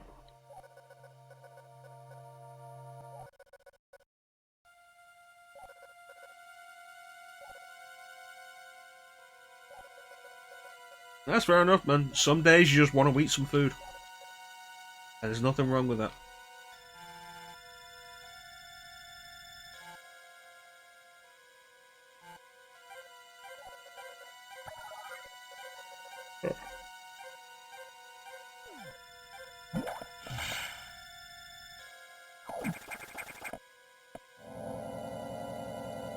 So, 2 more bosses, then we're in endgame.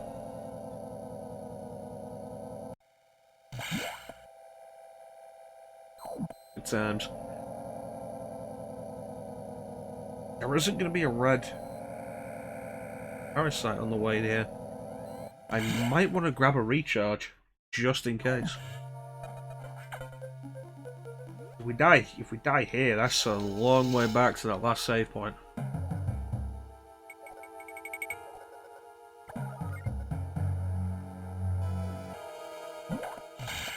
No, we can do this.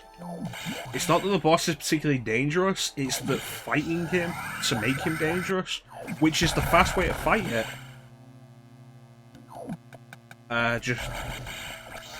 The fast way to fight it makes it dangerous. The slow way doesn't, but the slow way is kind of slow, but I haven't really perfected the fast way. So there's that.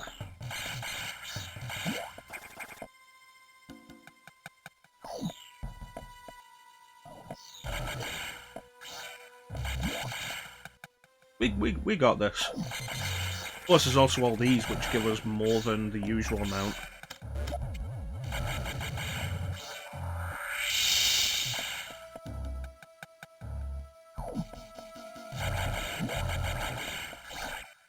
Yeah, we're definitely good for health. We didn't have to stop.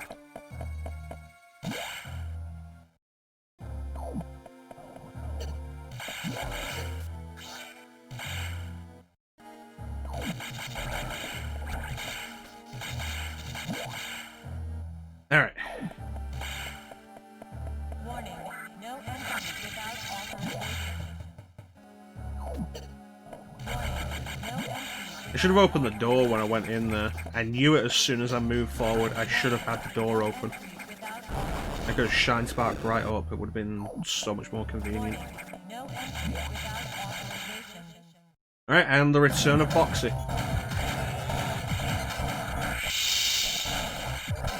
If you can get the positioning right on this, you can kill it so much quicker.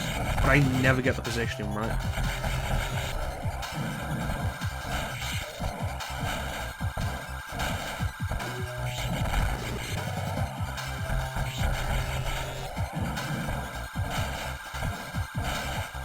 Why aren't you charging?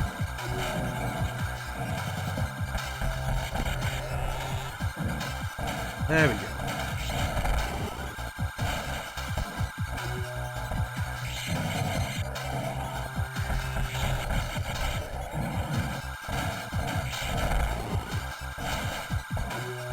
It's not a difficult fight. The main issue is having trouble hitting it. And if you mess up, you'll take a bunch of damage. My biggest trouble is just the damage that you take if you screw up. The reason I say it's not a difficult fight is if you play it slow and steady, you can easily do this without taking any damage.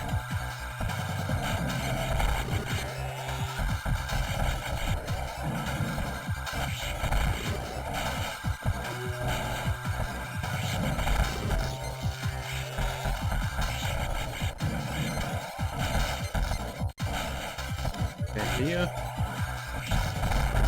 Yes.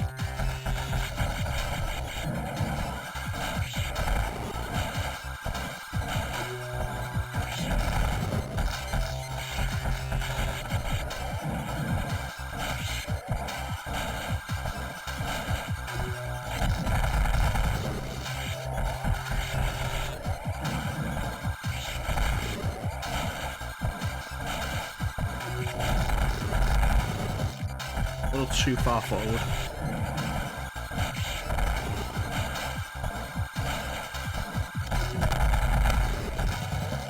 God damn it, die. There we go. And now the water isn't electrified and the rest of it is a piece of cake.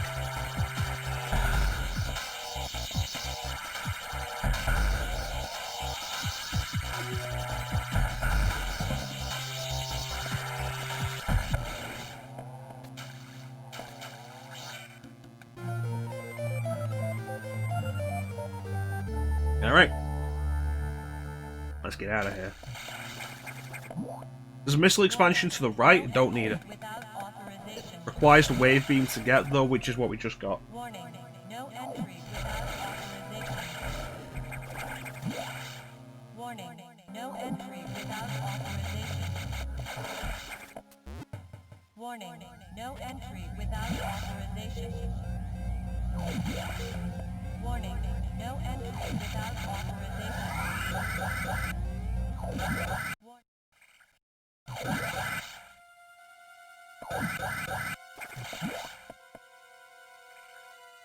Okay, pops in and then there we go. Now we get out. Fire alert. Sector will soon be locked down. 60 seconds to isolation lockdown.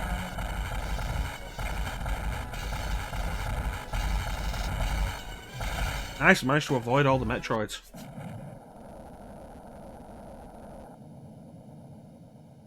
Metroid.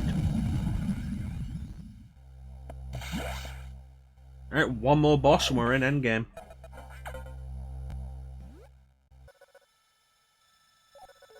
In about 2.5 hours. 1.5 hours. Hour and a half. Round about.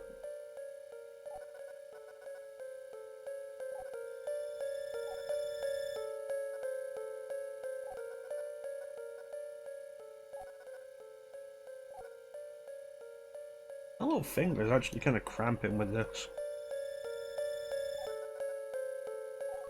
Yeah, we see what the time frame is on the end. I think my best time was an hour and 24, or an hour and 17. One of those is my best time for Resident Evil 2. One of the A scenarios. One of them is my best time for this. I can't remember which one is which. I think my best time for this was 1:17. Let me check. I have a picture. Not of that exact time, but I have a picture of a time near that.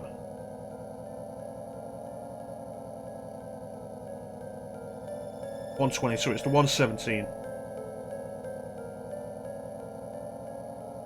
I took a picture, I was playing it on my Game Boy Advance, and I took a picture of the 120 time, because that was the best time I had at that point.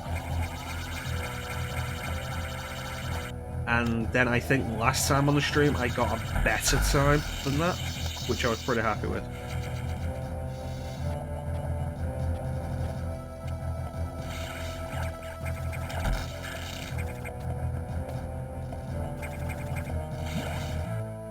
We'll see how we do today. Like around 117-ish.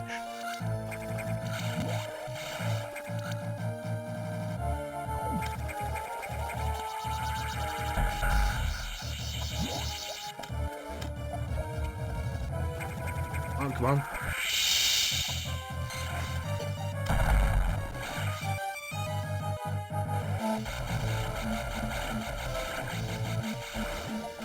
So these gold pirates have a trick. You have to shoot them in the back. But the real trick is the game doesn't check if you're shooting them in the back. It checks that you're facing the same way as them. So if you shoot them and then quickly turn around, it'll count. Best way to deal with them, because actually getting them in the back is really irritating.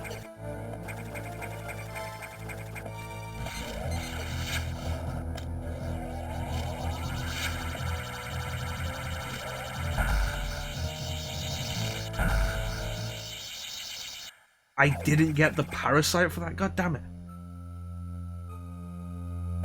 Well, this might be a little nasty.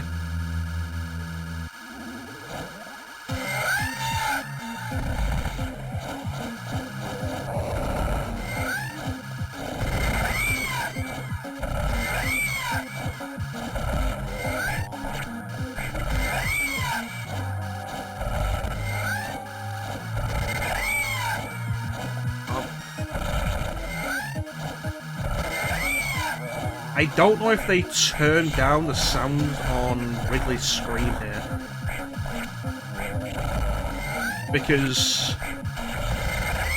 it's super loud, and it was also super loud on the original release on Game Boy Advance. If we get to the second phase, we're all good. Yes!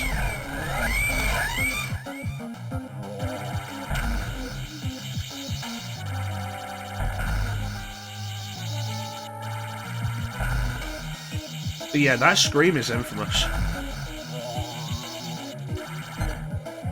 Like, even on the Game Boy Advance's tiny little speaker, that scream is so damn loud.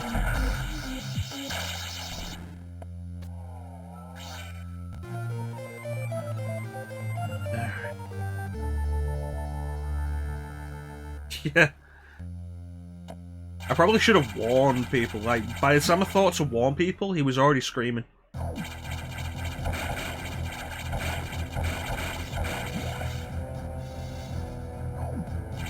And like, consider how loud the rest of the game is.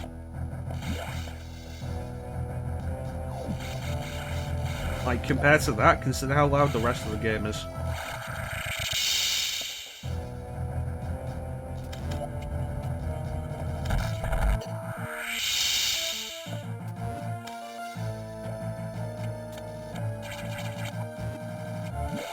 Yeah.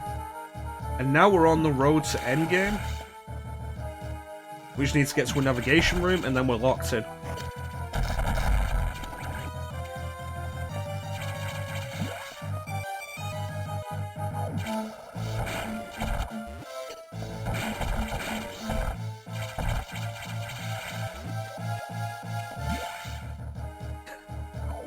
Who knows, honestly. Oh, it's the first time that sound appeared. Ridley did have that noise again in Zero Mission, but it was massively toned down. But Ridley had a different noise in Super Metroid and in Prime.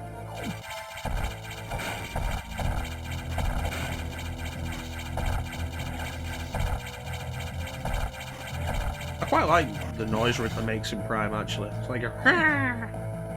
Pretty neat. It goes dunk dunk dunk dunk dunk dunk dunk dunk dunk dunk dunk dunk dunk dunk dunk dunk dunk dunk.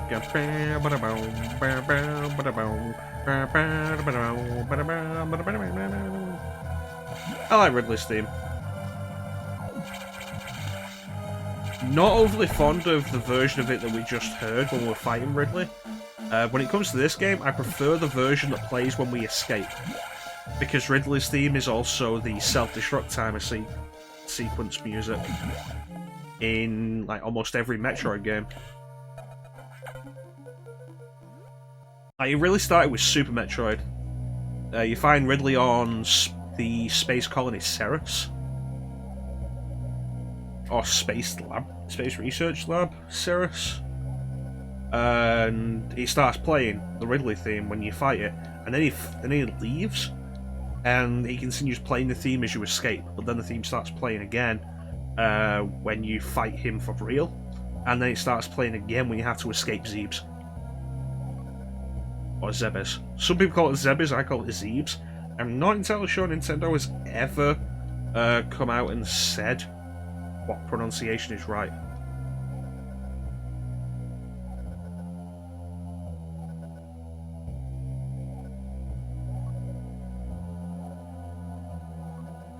I'm just going to keep calling it Zebes. It's one of those things like an Australian gaming duo I follow on YouTube. And they have a habit of calling Sega Sega. And comments have corrected them, but they've said like the reason they do it is when the Master System was out in Australia,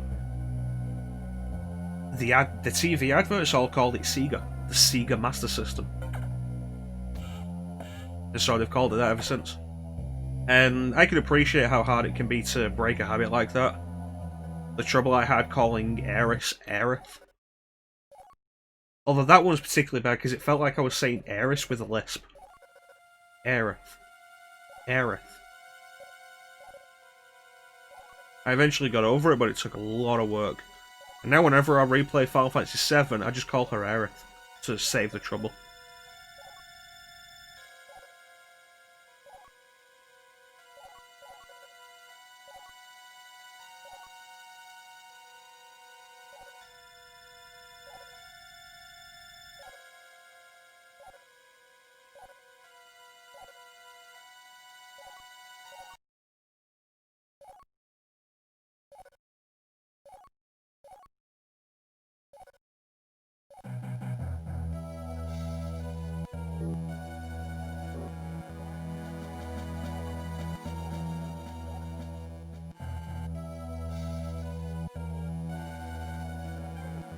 Alright, end game.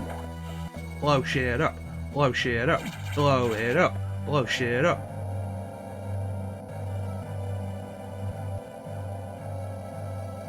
I'm on the road to blow this place up.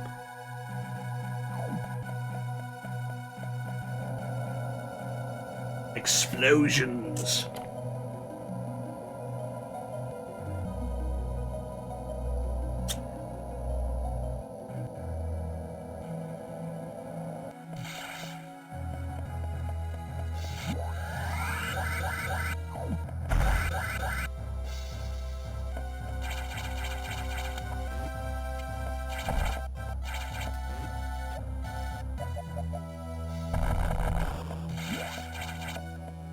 Alright, let's do this. Let's go save the universe by blowing things up. The recurring joke amongst the fandom that whenever Samus goes into anything, that place is gonna die. Which isn't entirely fair, she's only blown up like 4 planets. Not all of them were her fault.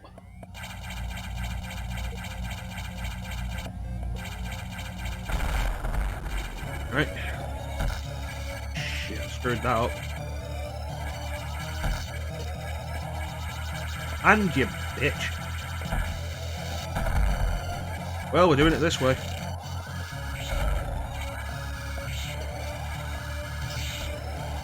Oh dear.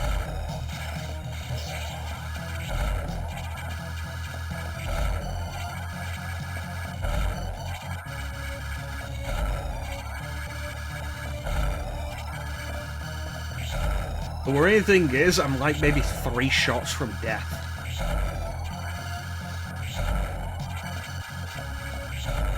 Because even at this point, with how fully upgraded we are, the SAX will burn through your health. Fun fact, this is actually the easier phase.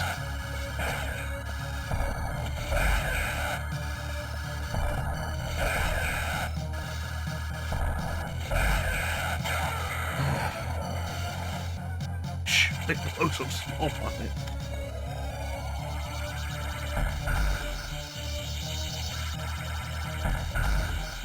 But yeah, like, Zeeb's wasn't her fault. Mother Brain set that to self-destruct in case she died.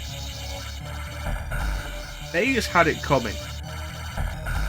SR-388 was deliberate. What else? She didn't destroy Talon 4, she didn't destroy Aether. There is actually an interesting, somewhat story point with that. The X-Parasite that possessed Samus, that became the SAX, was previously like a small creature, the kind of which we've seen here. Samus destroyed the creature, the parasite came out and infected her. That form the SAX takes is like a fusion between Samus and that creature that parasite was at the beginning. Which is kind of an interesting thing. I love this version of the Ridley theme.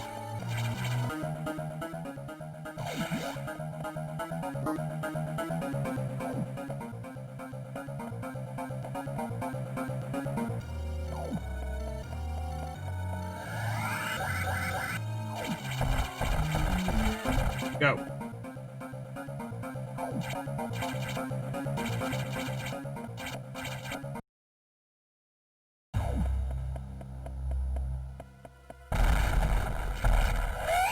What up, bitch?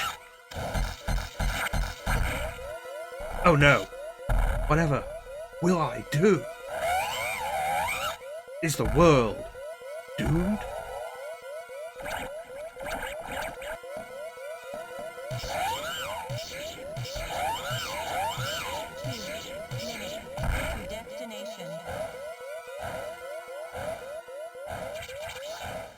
Let's do this.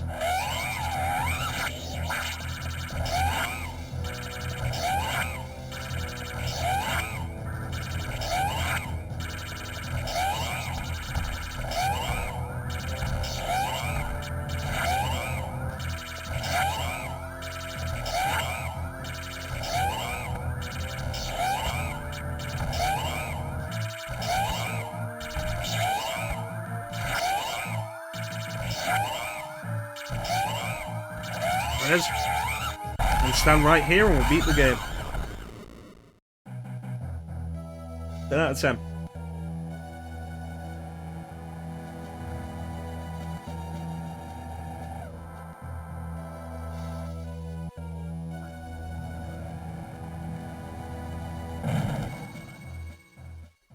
See you next mission.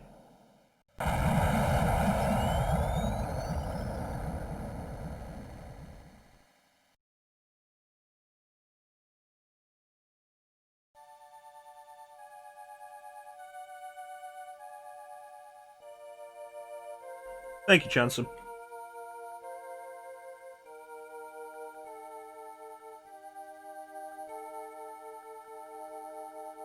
Really should do Prime again on stream. I could probably do Prime in one sitting if I did the GameCube version, but if I do the Wii version, then it would have to be like maybe 3. Because the Wiimote is not comfortable. I learned that lesson when I did that playthrough of Dark Side Chronicles. Holding a Wiimote for like 6 hours, like, yeah. Like holding the Wiimote for like 6 hours. Holding like, it really starts to cramp. Never again.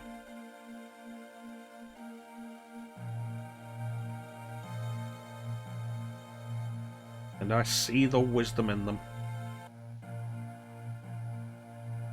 Yeah. It really is the thing, like, the Wiimote is such a horribly designed controller. There's no way you can hold it where you can actually access all the buttons. Like, hold it like that. It's like, oh, you have to move your hand up to get to the D-pad, then you have to shuffle your way down to get to the 1 and 2 buttons. Hold it like that, sideways, it's like, oh, you're expected to press the B button with your middle finger pressed up against it like that. It's a bad controller. Also, the D-pad isn't great.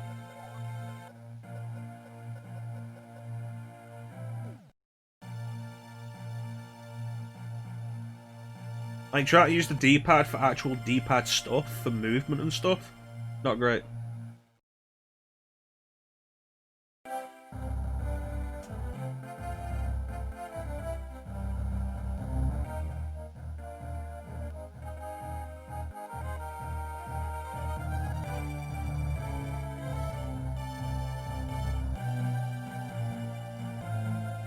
I think probably the worst part of it is just how it doesn't even have all the buttons you need. Like, to make it a proper controller, you need some kind of accessory, whether it be the nunchuck or the classic controller to plug into it. So many games require something to be plugged into it because it's not a full controller. Piece of shit, it's not a full controller. And while I'll say stuff like Metroid Prime is fun to play with the Wiimote, that's because, like, the pointer controls work, and that's kind of it. Actual motion control? No. Garbage.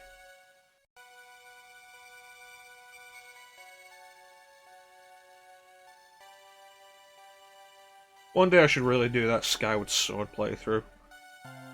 But if the rumours that Skyward Sword is coming to Switch soon end up being true, I might as well wait for that version.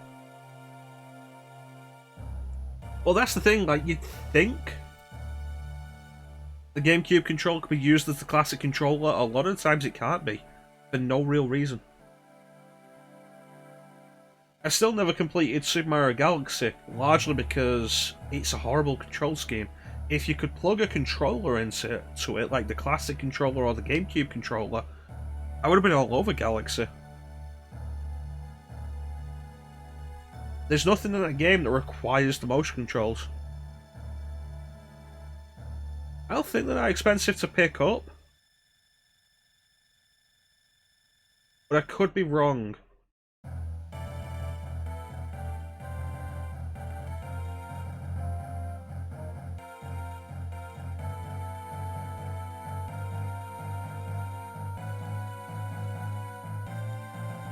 Alright, what's the time? What is the time?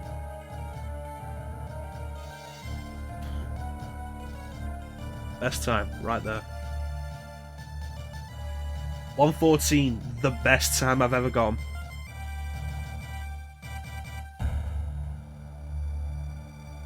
$40, jeez. Is there like any third-party version of them? Thank you, Chansom. That's good, I'm happy with that. Maybe one day I'll get it down to under an hour. But honestly, with the way I collect stuff, my entire playstyle relies on me being able to tank what I consider necessary damage, which means I need to be grabbing a bunch of energy tanks. Which means I'm going out my way for a few things, which means I'm probably never going to get it down that far. Yeah, no, I definitely understand that. It depends on the controller. Dreamcast, I got a third-party controller because the official controller was garbage. The Mad Catz Dreampad. And it was good. I used that for a substantial amount of time. Until I recently picked up the Striker DC, which is designed like a controller. Thinking of that, like with the Retro Fighters stuff, the Nintendo 64 controller they did, and the Dreamcast controller, it makes me wonder, like, why didn't third-party controller makers at the time make controllers for these systems that were more traditional controllers? Like, almost every third-party Nintendo 64 controller from the time was designed in a similar way to the Nintendo 64 controller.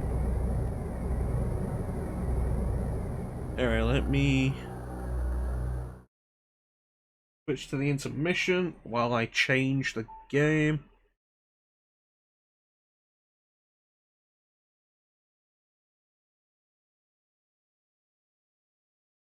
Probably not going to switch to A Link to the Past at this point, because like 3 hours at best, and I don't really want to go for another 3 hours right now. But let's see what else we got.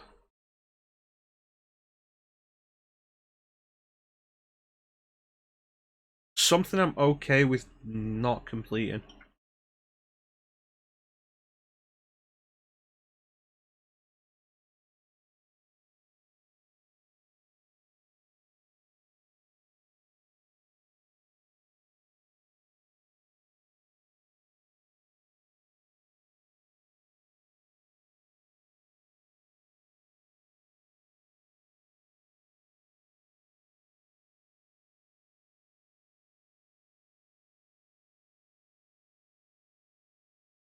Sonic Advance.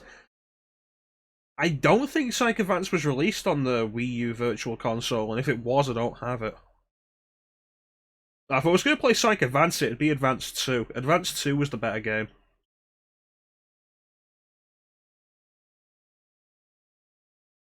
Also, the introduction of Cream.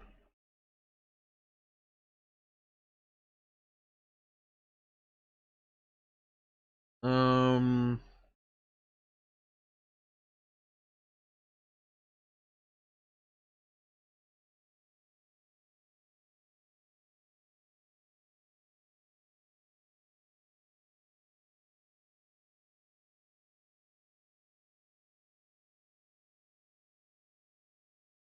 We could do something for the DS, but I'd have to pull out the gamepad and it needs dusting off.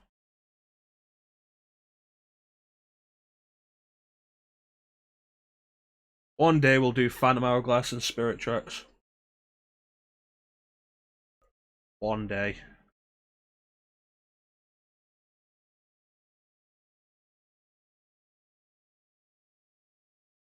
Have anything that will just need the Wiimote?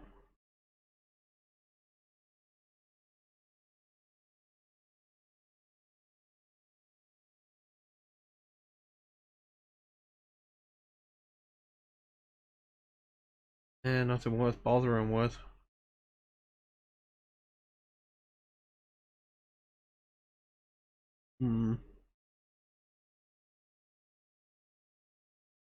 I don't actually have Minish Cap on here. I was actually surprised when I was looking at it earlier. Was Minish Cap released on the 3DS Virtual Console? Here we go, we'll just do this.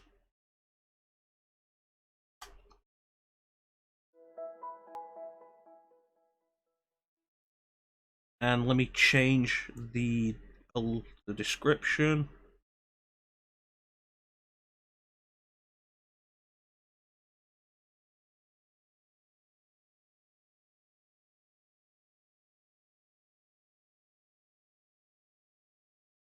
Super Mario Brothers 3, Super Mario Advance 4.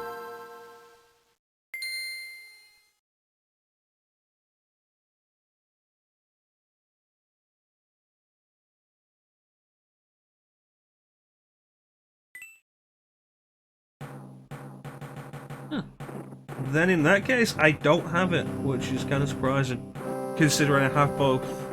I have all the other Zeldas, except maybe Zelda 1 and 2. Again, maybe I just don't have it on my system.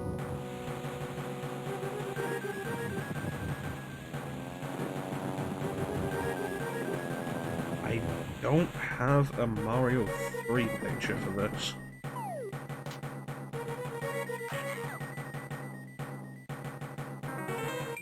Which means I should switch it back to the traditional green gradient.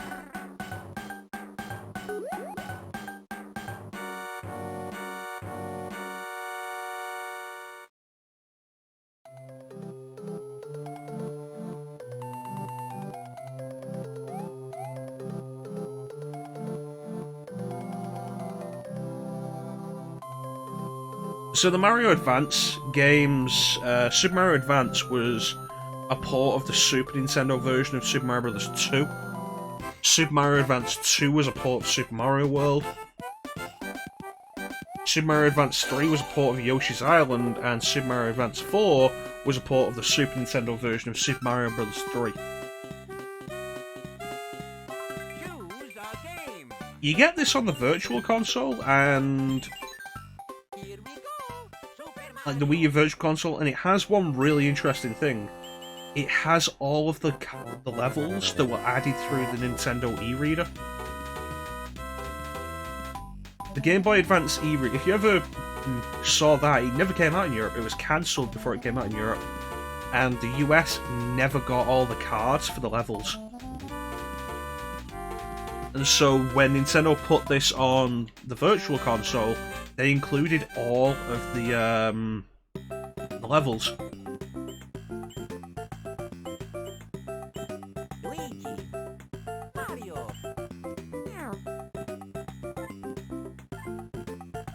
So these are all levels that you would get by plugging in the e-reader and swiping specific cards. You have an e-reader. Well, this is the stuff you could get if you had Super Mario Advance 4, Super Mario Bros. 3.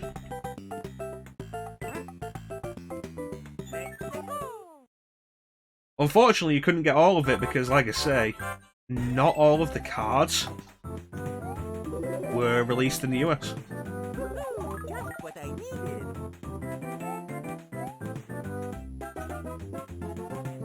This is the Super Nintendo version of the World 1-1 theme.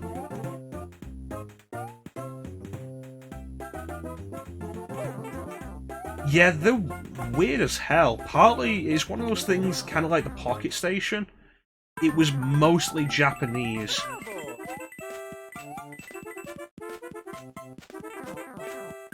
That's fair enough. That whole thing, it comes back to the idea of the physical DLC, because that's what it is. Because these levels are in the code.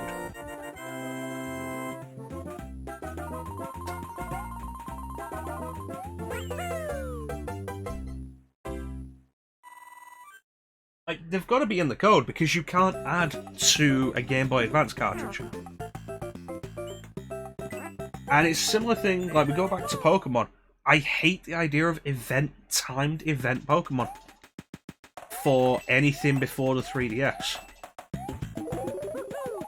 what I needed. I don't think they were popular enough. That would be the main thing. And when it comes to the amiibos, like, if you have anything that an amiibo can be used on, like, if you have any of the systems that an amiibo can be used on,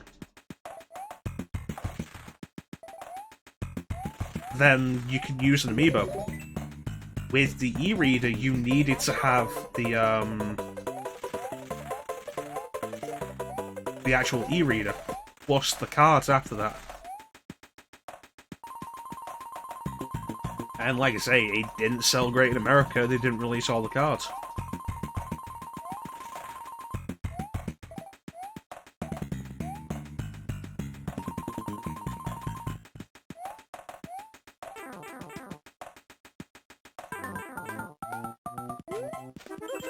Just what I needed.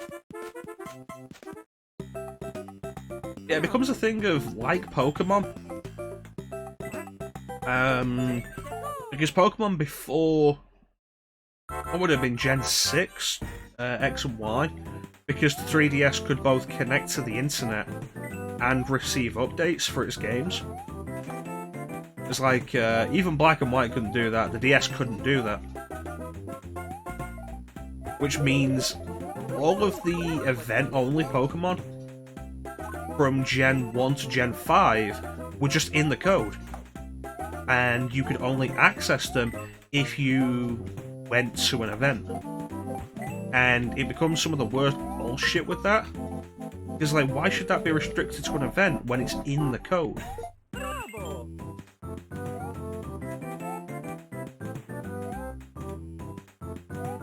Oh, that's not great.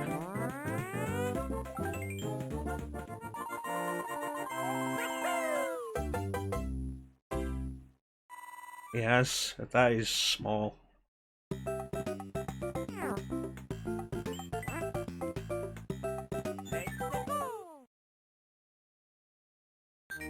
It's like, oh, how do you access the,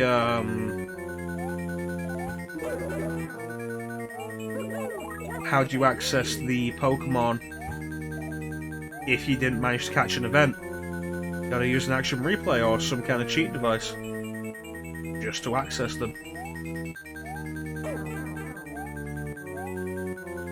The game won't even register it's cheating. It'll just register the game as having received the specific instructions to allow for this Pokemon to be available. Frog suit. One of the biggest criticisms and complaints that fans tend to give for specifically the Nintendo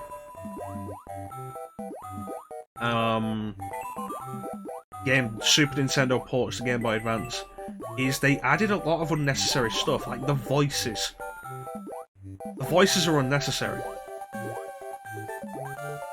It's like if you ever played the GBA version of A Link to the Past, Link does not shut up.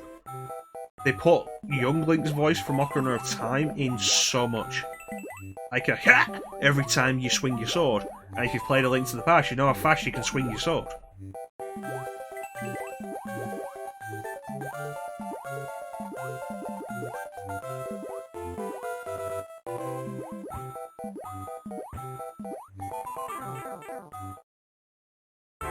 Animal Crossing recognises it as cheating.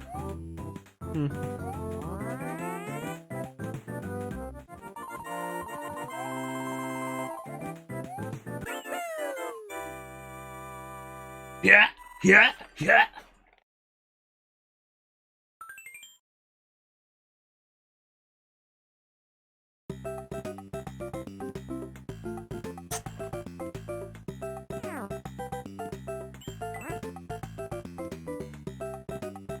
Alright, let's take a look at some of the original levels then.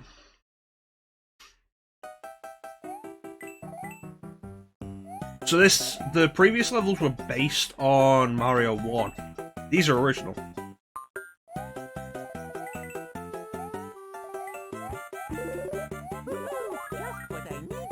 That's fair enough.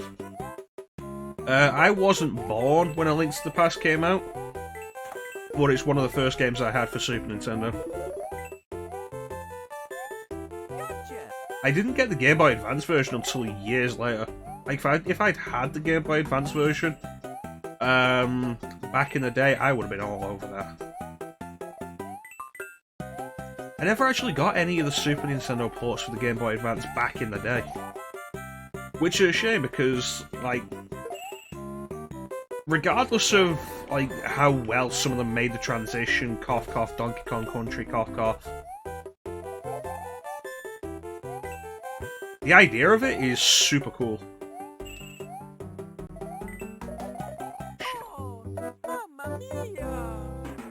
Yeah, that's fair enough. I would have done the same.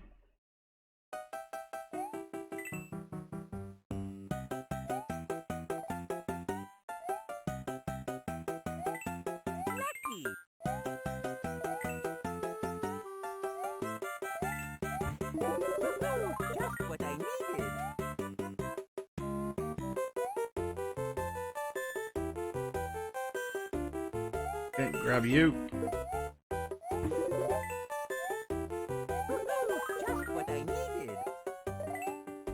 The most interesting thing about the Game Boy Advance version of A Link to the Past, something not a lot of people really seem to realise, is they actually reworked the Ice Temple, the Ice Palace, because of how bad the puzzle for it was in Super Nintendo version. The puzzle itself is specifically irritating enough that I generally go for Misery Maya before Ice Palace, despite it being the dungeon after. Because getting the Cane of Samaria, the item from Misery Maya, allows you to just completely skip that puzzle. If you don't have it, then you have to go all over the dungeon to change a couple of blocks. Damn it.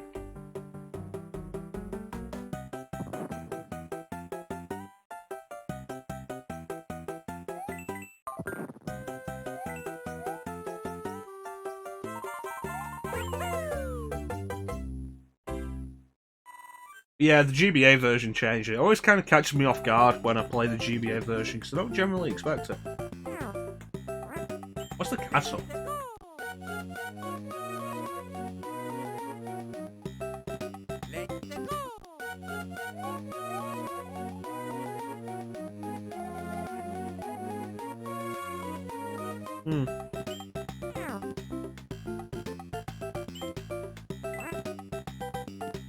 There's so many levels with this, it's really cool.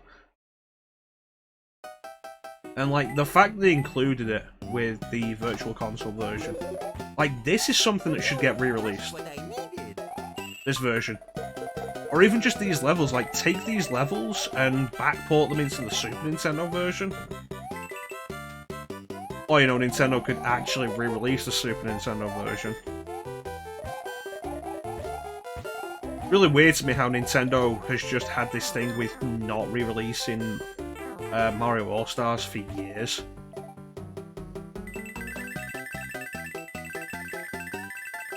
See, this is new, because this was a Mario World idea, but they never went this far with it.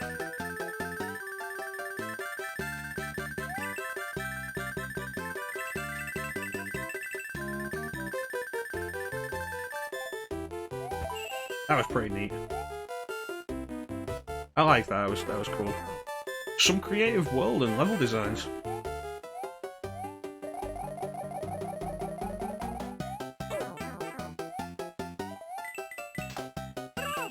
Nice.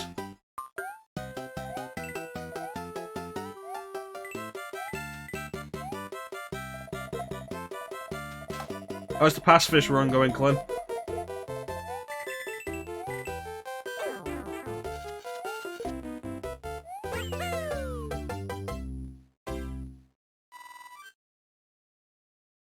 Salus.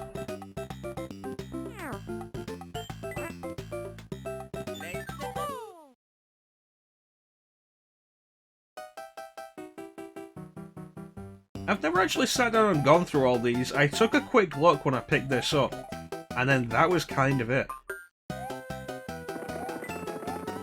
They brought charging chucks in from Mario World.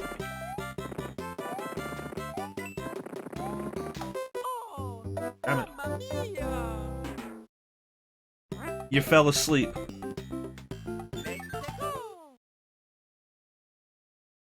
That's fair enough, Clint. And here I was debating whether or not to do a full playthrough of Link to the Past so you could have something going on in the background while you did it.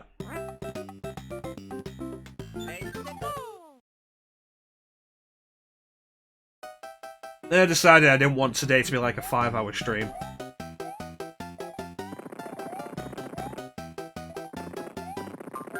Okay, so that didn't work. Damn it.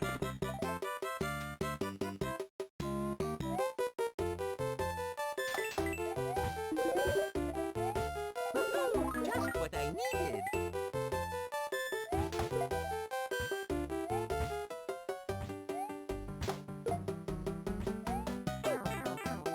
Oh, Mario 3 is so awkward about grabbing shells.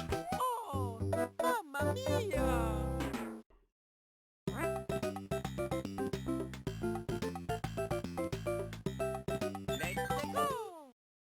Hmm.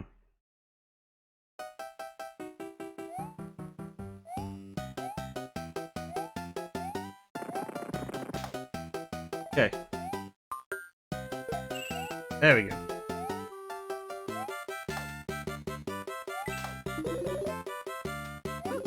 Just what I need.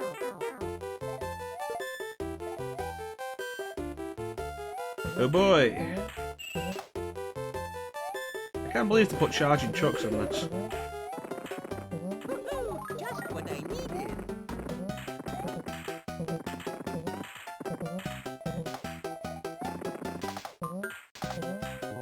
I've played Mario World a couple of times on Game Boy Advance.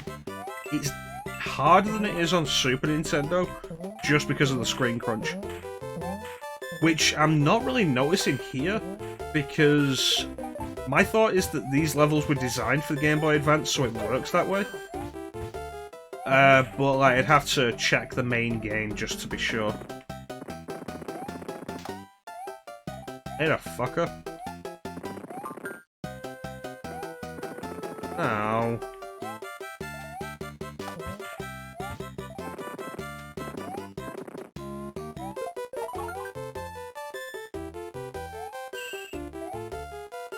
That was close.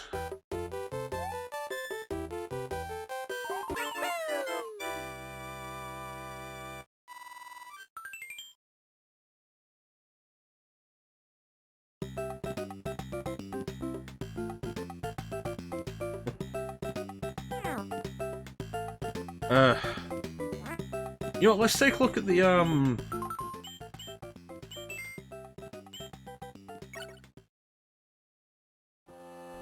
let's take a look at the regular game, see how that compares. Like, see if the screen crunch is really a problem in this. Like I say, it did make Mario World harder. Oh, looking at this is fine. This actually looks like it would be completely playable. Only slightly smaller than the screen size on the Super Nintendo version.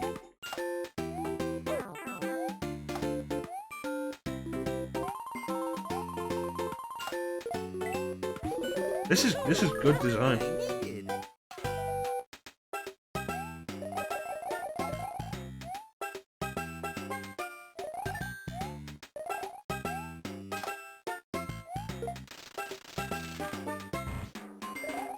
Bow, bow, bow. Bow, bow, bow. I feel like we need to have some kind of finale to finish on.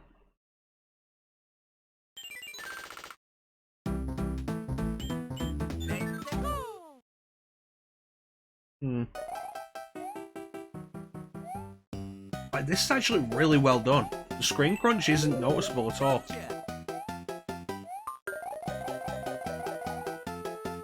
Like, God, if they ported like every Super Nintendo game over to Game Boy Advance like this, it would have been perfect.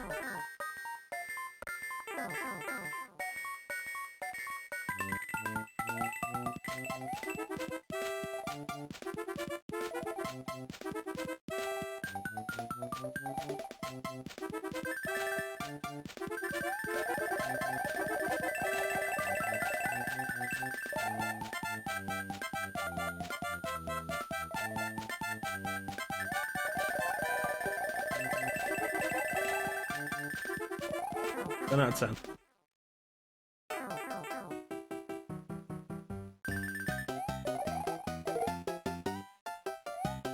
Bam.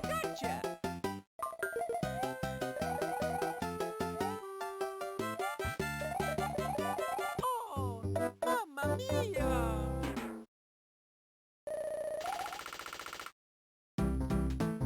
Now, let me switch the game up one last time, see what we've got.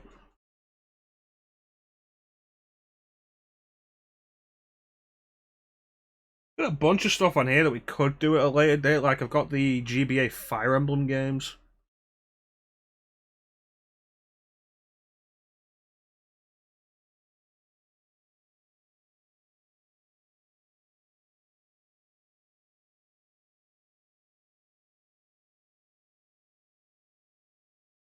You know what? This might be interesting as a thing to end on.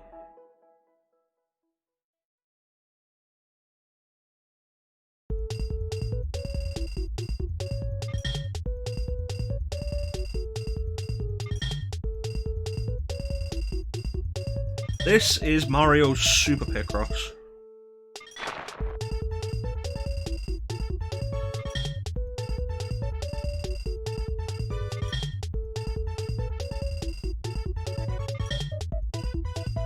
If you like,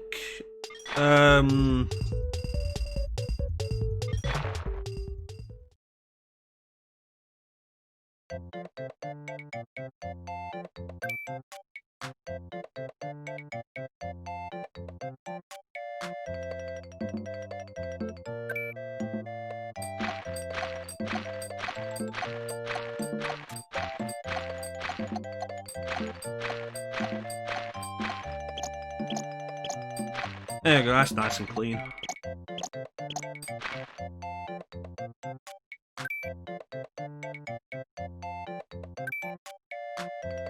And we can make the webcam bigger again.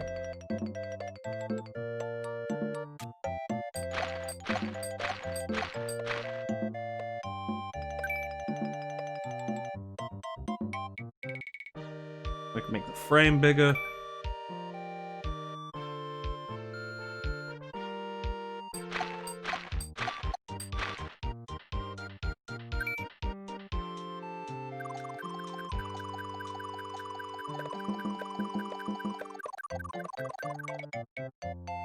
And we can make the chat bigger.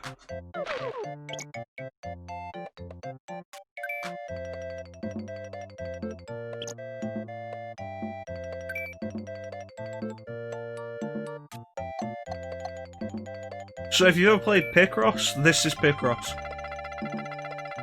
Nintendo released Picross originally for the Game Boy. It didn't do too well in the West, so the Super Nintendo sequel was Japan only.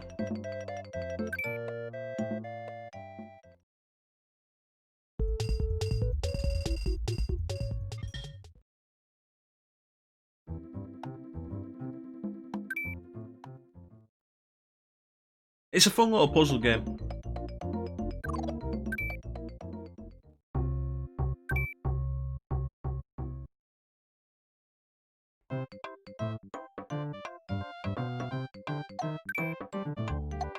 Okay, so what we have to do is figure out what this picture is.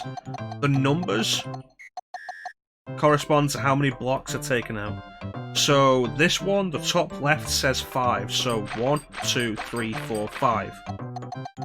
So that covers this one as well, this is just 1. Okay, 1 and 1 somewhere. This is 1 and 3, which means it has to be here. And then 3. Which means that has to be 2. 2.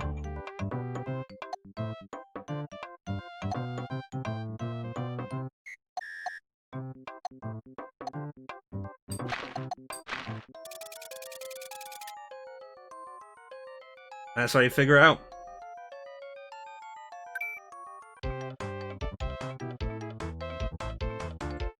The letter? Huh. It's a fun enough puzzle game.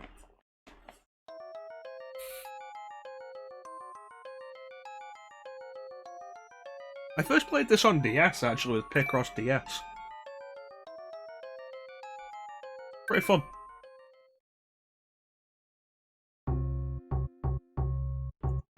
I think we'll play this for like 20 minutes. Then call it. If you're interested in the idea, but you don't want to learn Japanese, Nintendo has since started releasing them in English.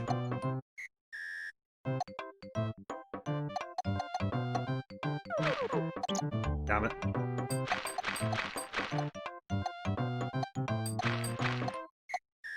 Means 2. Means 3.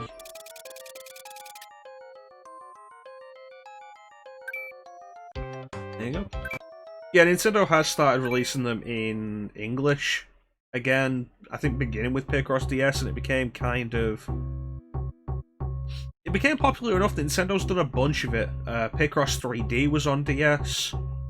There was a Zelda Picross that was a Club Nintendo reward back before it was My Nintendo.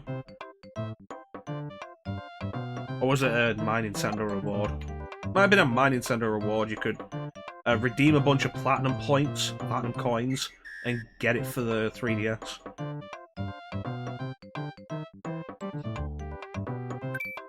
I think Picross is probably Nintendo's most underrated puzzle game. Would I say that?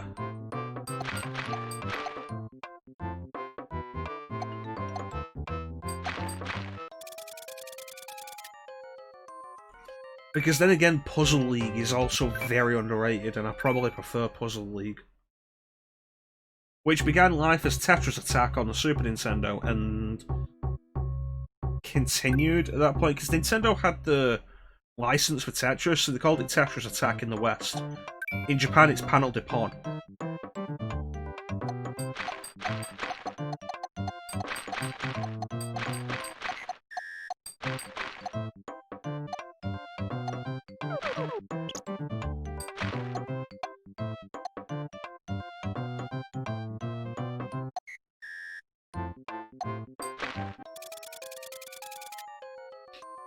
And they released a version of it on Nintendo 64, Pokemon Puzzle Challenge.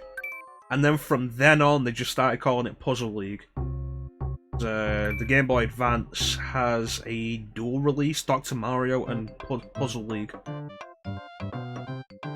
Yeah, Planet Puzzle League, I think, on the DS. A lot of fun. Love Puzzle League.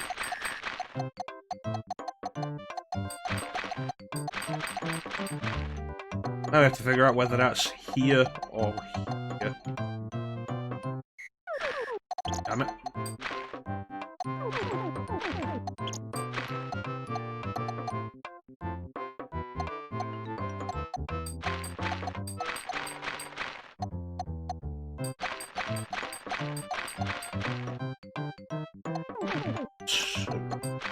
Two.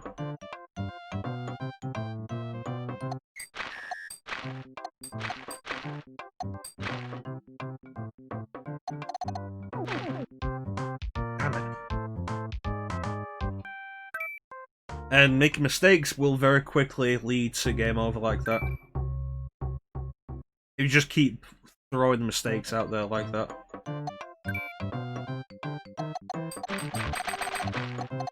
Okay.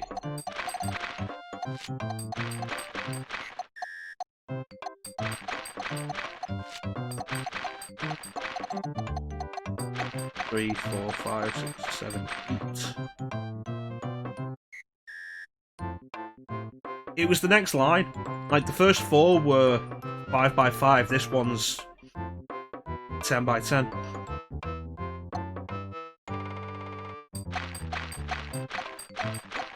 Seven.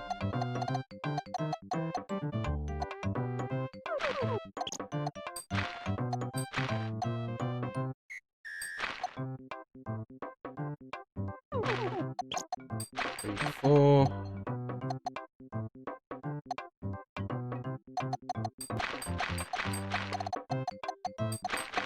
That has to go there.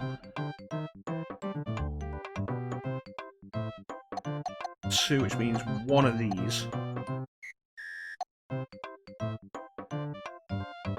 Must be this one. 4, 2, 1, 2, 2, 1, 2, 2, 3, 4. Where's there's 2, 2, 2, 2, 2, 2, 2, 3. There we go. It's basically logical deduction via the numbers. I compare it to Sudoku.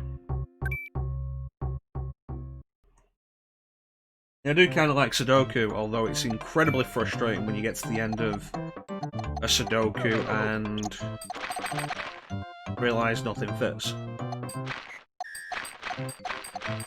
7. Which also means 3, 4, 5, 2, 3, 4, 6. 2, this is a 3, this is a 4. This is a 4, which means it has to go 2, 3, 4. Means 4. Means 4. 4. Which means 3, 2, 3, 4, 5. 4. 3. Already got a 4. 3. 4, 2, which means 2, 3, 4, 2, 3, 1. That's the 1. That's the 3.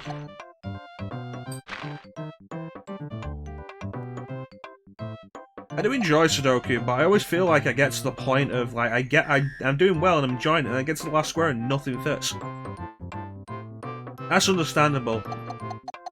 It is very understandable. 3.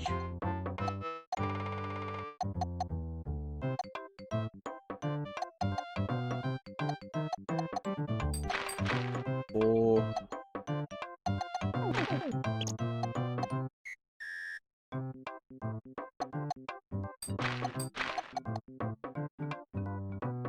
3, 4, 3, it's 2, 3, 1, 4, 2, 3. There we go.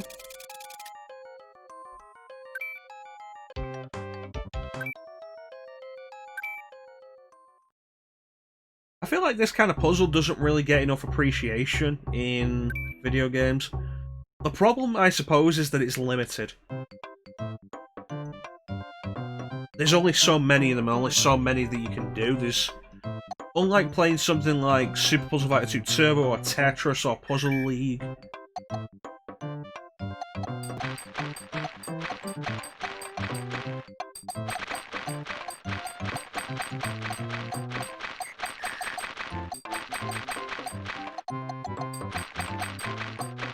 Each puzzle has to be individually put together.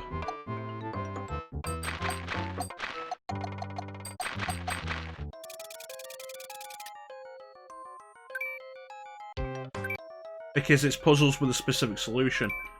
So I can understand why they're probably not as popular, although Portal only has a limited number of puzzles that have the same solution all the time. Who knows?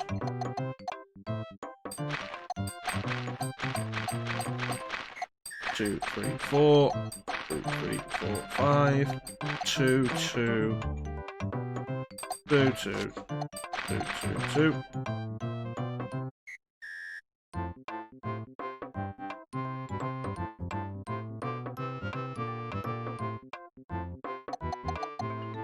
There's 2, the 3 here. It was a question if it's here or if it's here. I'm gonna try here. Good. That gives us 5. 3, 4, 5.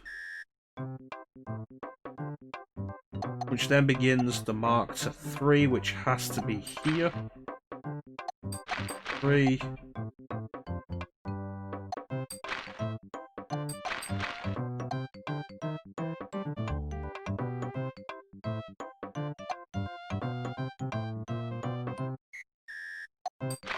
3. 3.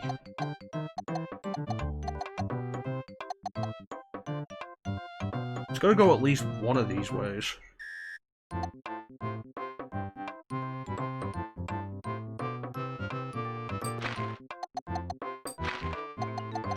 And then the 3, and the 3.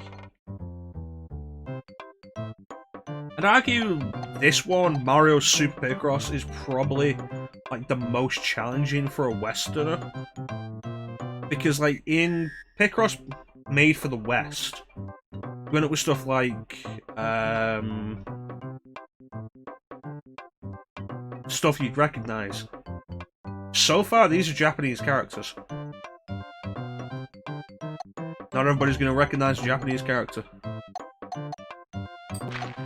3. Already got that, so 3, 2. Shit. I got a little hasty with that one. 3, 3, 2, 2.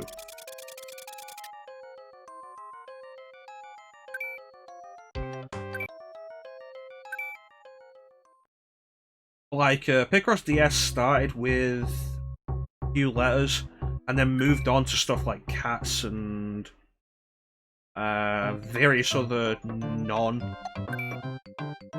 out things.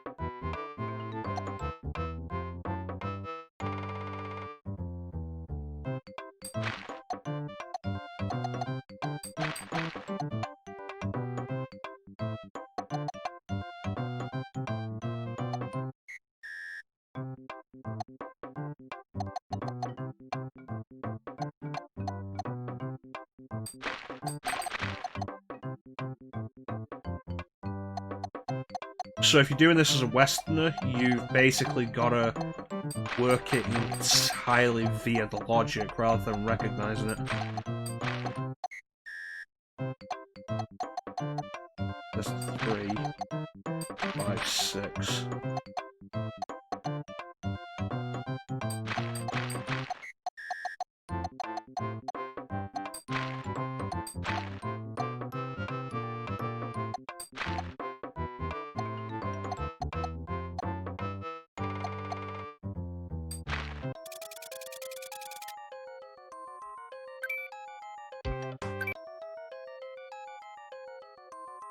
You see, that's not a letter, that's, I guess, a constellation.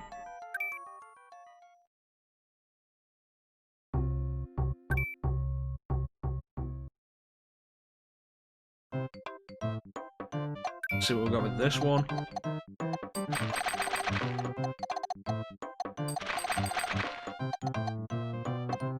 Okay, now where do we go from here? 9. Question is, here or here?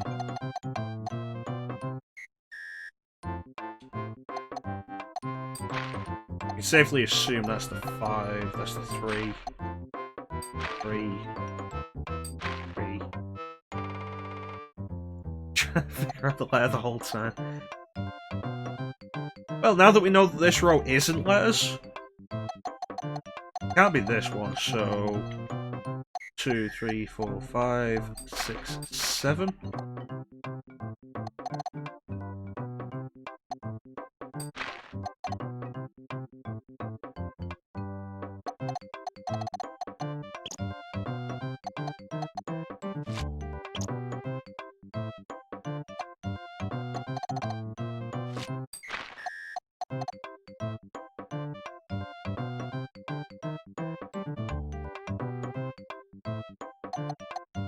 Okay, there's a 3, there's a 2 for this one.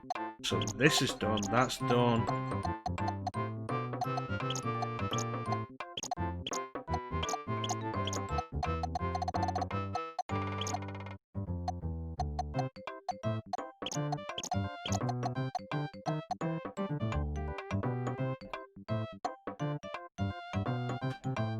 It's a boat. Yeah, you're probably right. Question is, how are the sails going to work? So this is done.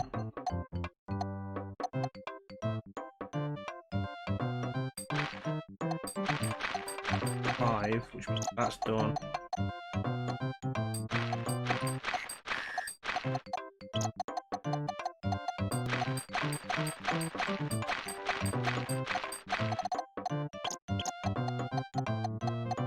Okay, so those 5s are done.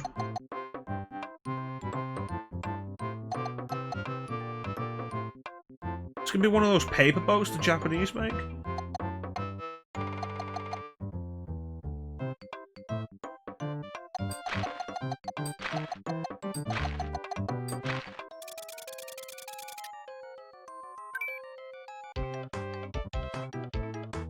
Is that a boat or is that a lantern? Some sort of weird lantern on a pedestal, I don't know. Probably a boat though, you're probably right, Chanson. Good call. See how fast you guys can get this one. Nothing. Nothing, nothing.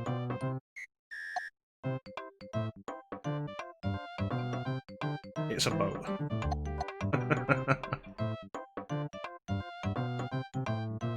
Alright. So the trick here is going to be, where does 9 start? It ain't there. Alright.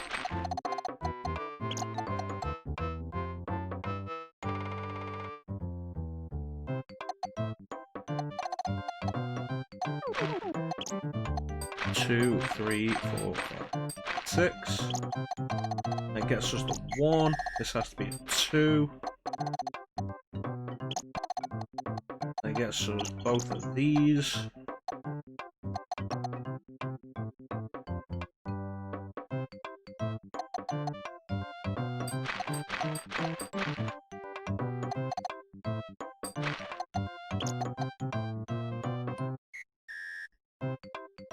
Okay, so 5.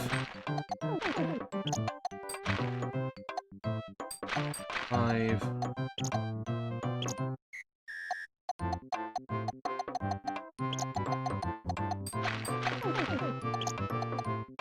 Should have really thought about that one before I did it.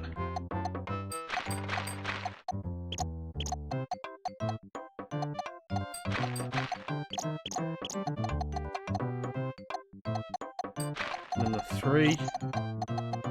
3 and 1. Damn it. Too many guesses there. I just feel like we end up at this point with Picross that you have to start guessing some of it. Because like, how are you supposed to figure out whether it's this or this to begin with?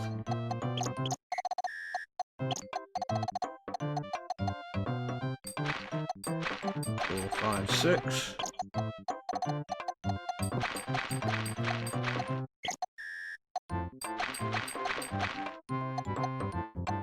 Five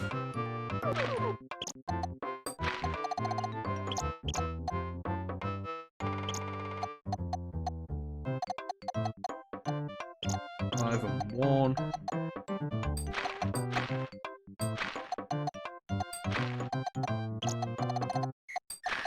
2.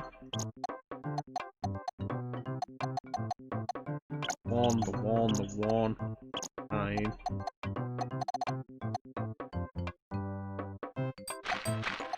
4.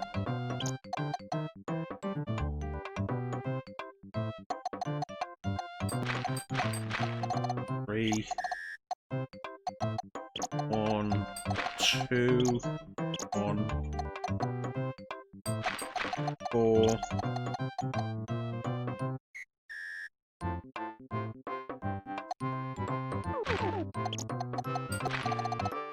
2, 2, 3, 1. 4. A person? A penguin?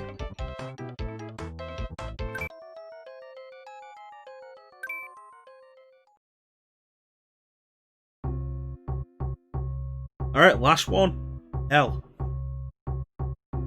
And we're gonna call it. Before they start putting us on 15 by 15.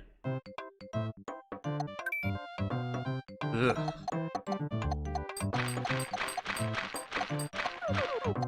God damn it. You didn't type it fast enough. See, I would have assumed if you just typed it that the delay hit and you did actually get it.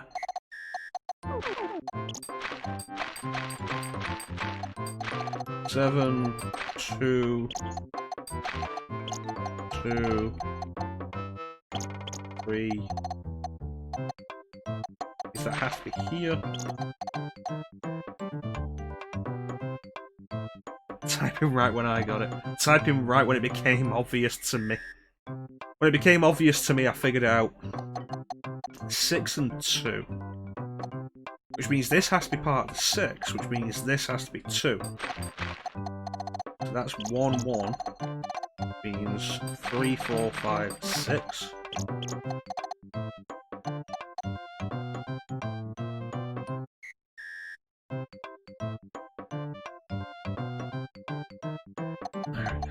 Four. Go in this direction. Go, so that means that goes here. 3, 3.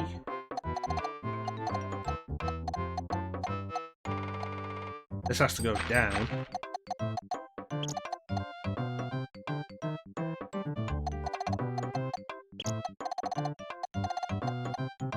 This has to go this way. 6. 2, 2, 2, and 2. That's done, which means this has to be here. It goes there.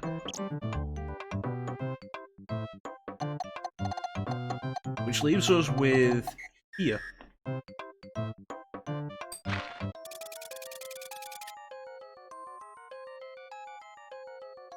A mermaid? I'm thinking mermaid.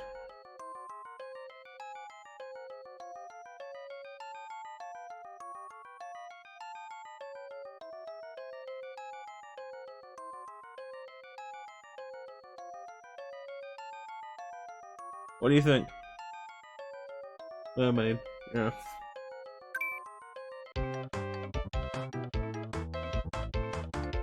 With them being topless, you might think merman, but this is a game that wasn't released in the West. And they don't have the same issue with that kind of thing for children as they do in the West.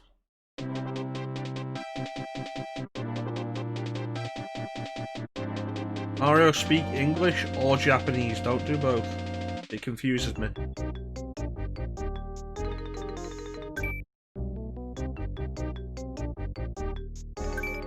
It's like Link's Awakening has the thing of... Oh, hey Wario. In Japan, there's a mermaid who asks you to fetch her seashell bra because she's lost it. In the West, they changed what she's asking you for. You never see anything, but that's the entire point.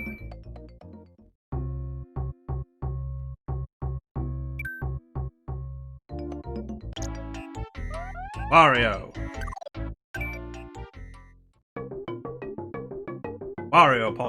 Problems. Hasty Pokemon card. Right, let's see what Wario's got for us.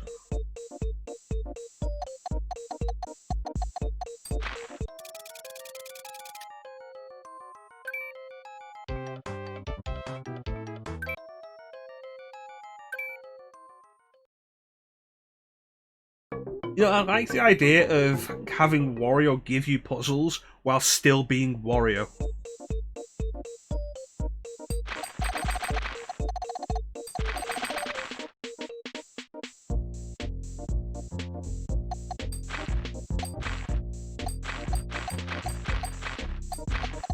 Okay, so that's that.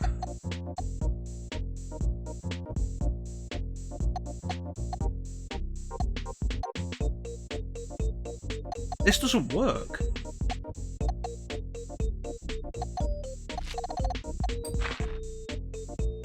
It doesn't tell you when you've got it wrong.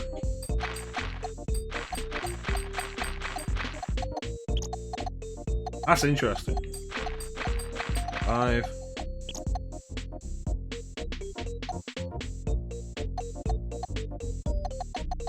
Two and then 7.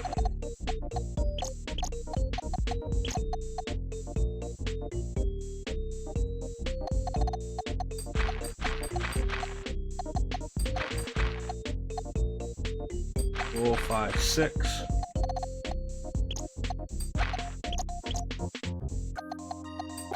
Three, 1, 2, and 3. One, one. One. No, it doesn't obviously work. But it has to go like this.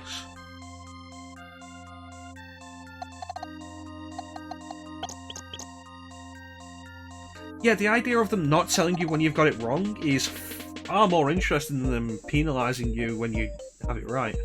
And they're timing me rather than counting down.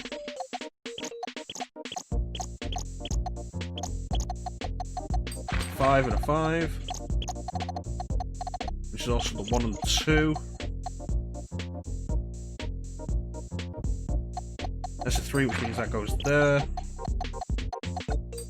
That's going to go there, which means these 2 are done. The 1 there.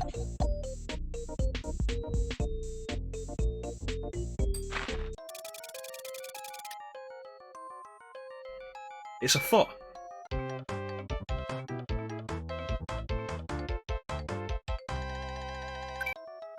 I can't understand it, but, you know, it amuses the hell out of me. I love that it's doing a Wario thing. This is very Wario.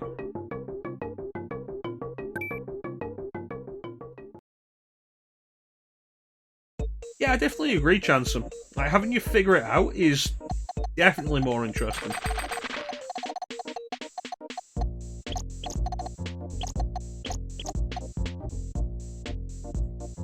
Okay, so this is the question, up or down?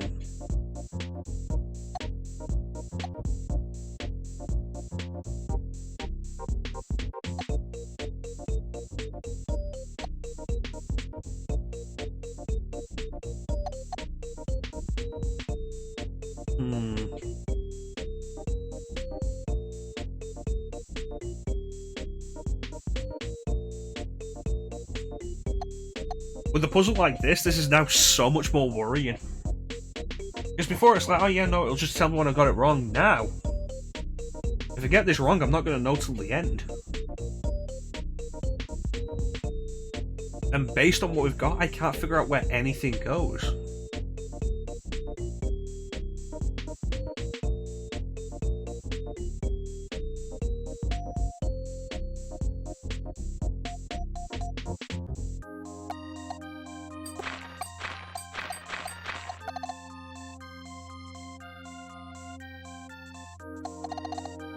Oh, this is right.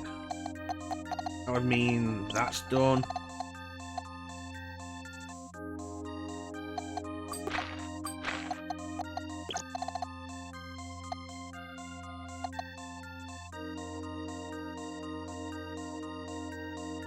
That can't be it. That's the case. Which means it would have to be... That doesn't work.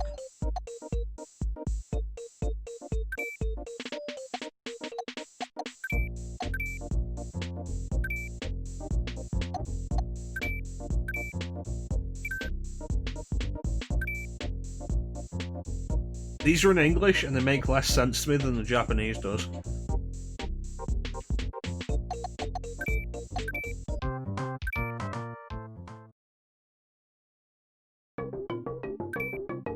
Alright, we start with a 10 and then there's a bunch of zeros around. Work it out from there.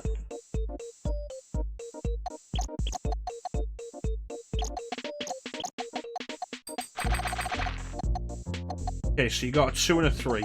Can't go here. That's gotta be that. And based on this, this is a 1, this is a 3. 1 and 3. This has to be connected because it's a 4.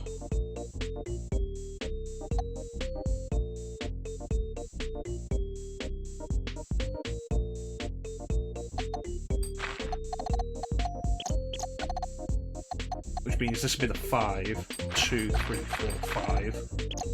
Which means 2. 2.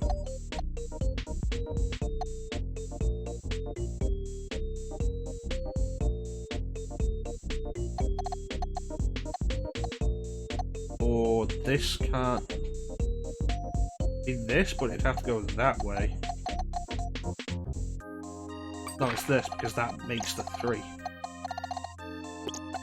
And the 1, and Then where's the 3 go? 2 is done. This can't go down, so it has to go up.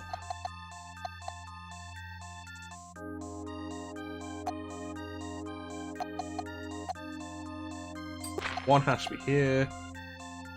3, 4. 1, 4. Which means this leads to the 3. This leads to the 5.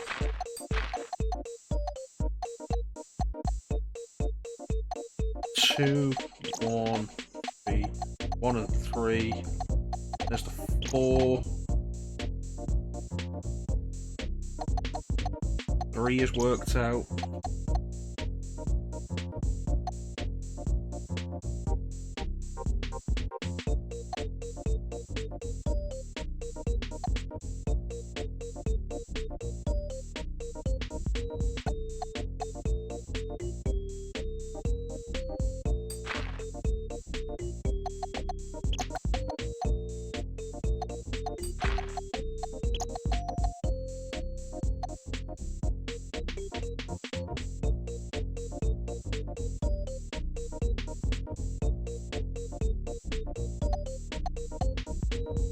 Doesn't work.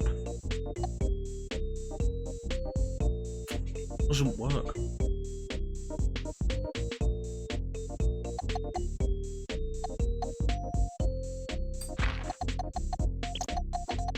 Unless we do that.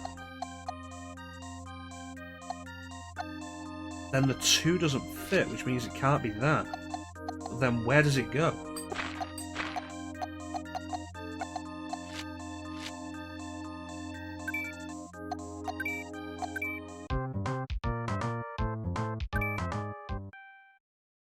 We're going to take one more shot at this, try and figure it out.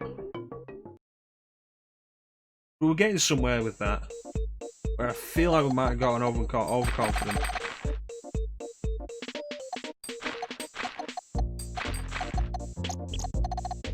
Those 2 are the best place to start. That covers a 1 and a 1. That's got to be a 3. It's the lack of letting you know when you've made a mistake is the big trick.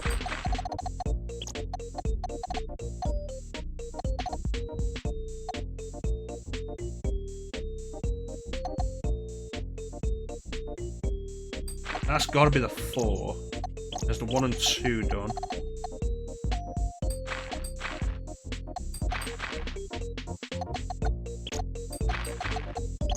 That has to be the 2, which means that's done.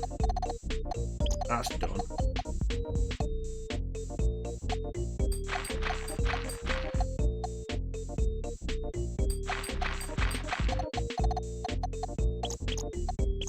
Four, 3, 5.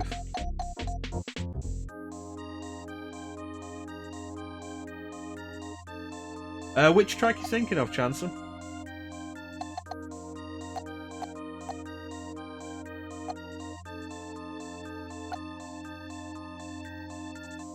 Doesn't work again. Right here, this column doesn't work like this.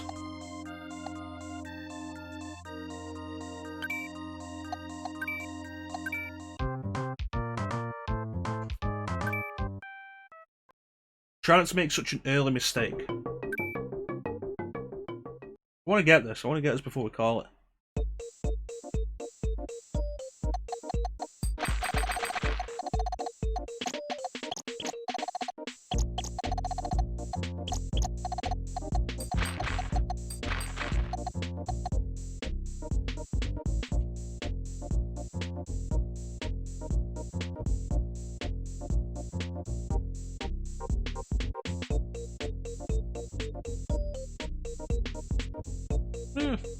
I kind of see that. That's a 1. This has to be a 3.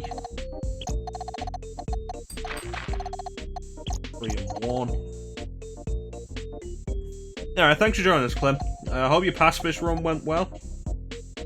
You take care, buddy.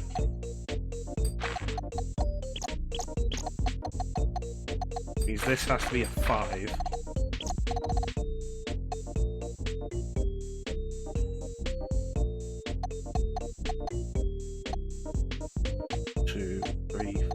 5. Means this has to be 2. Which covers that.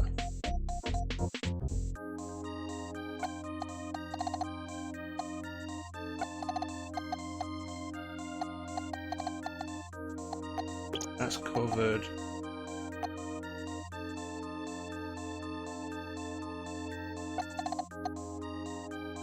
Where does the rest of it?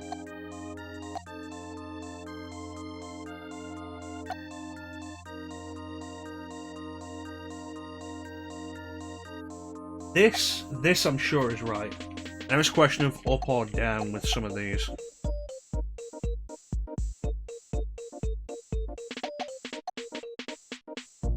If we go up with this, go down.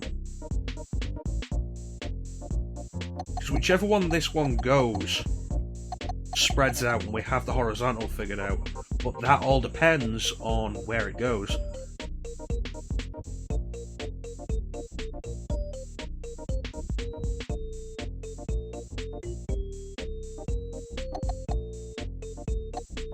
So 1, 4, 1, 4, 2, 3, 5, somewhere 3. These? It could be these. It has to be these. Because this one's already figured.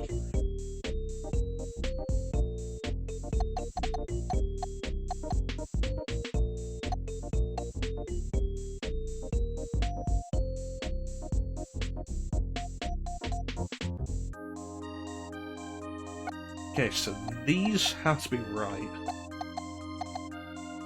5. This could be 3 here. Which covers a 3, a 4, a 4, and a 4.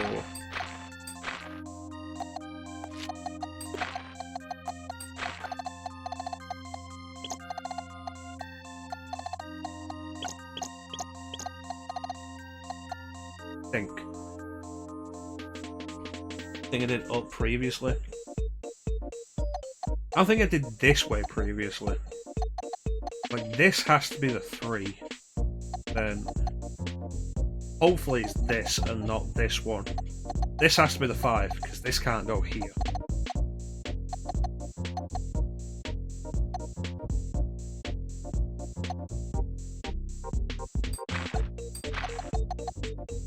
All that the 2. Calls the 4. That calls the 2, that calls 3. There it is, fish.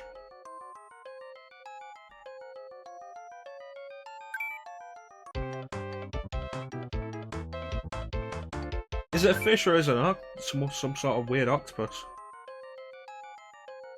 It's a bomb.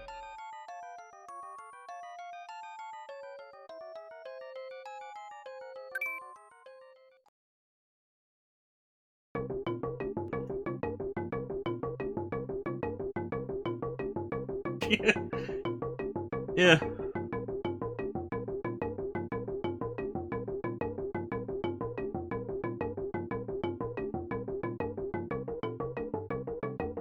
I like this.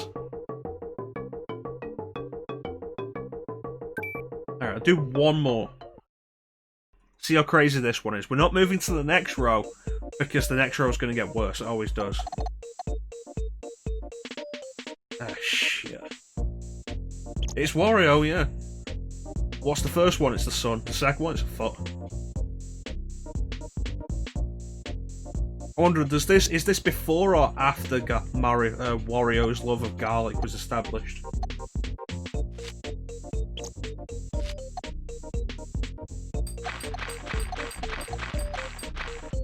So, left or right?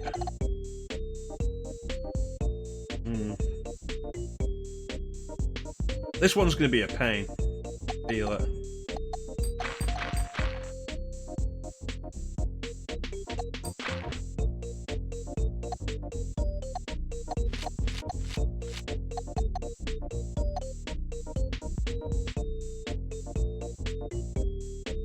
Two, 4, 2. That's 8, which means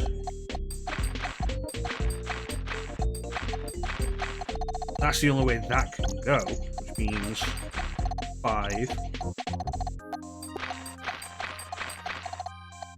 6 is taken care of, 9 is taken care of. 1, 1, 1, 1. 1, 3, 2, 1, 2, 1. Not that. 1.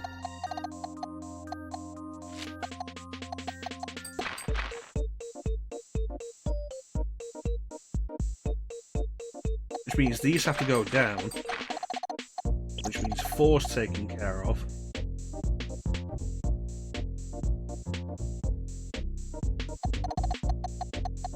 There's a 1 and a 1 and a 1. Means this has to go here. Means 2. There's your 2 and your 1. And the only other place for a 1 is there. There's your 5.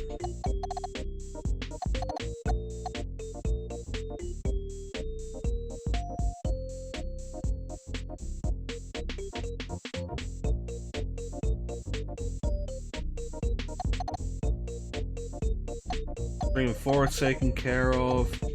2. That has to be a 3.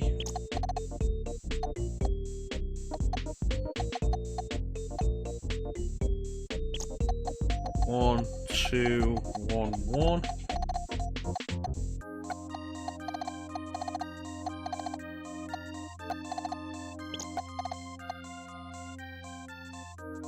This one has to go left or right.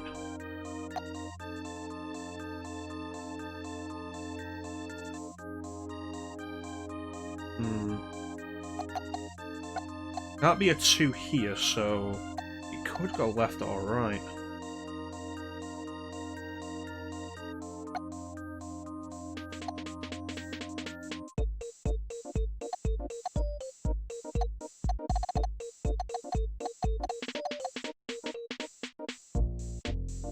You think right?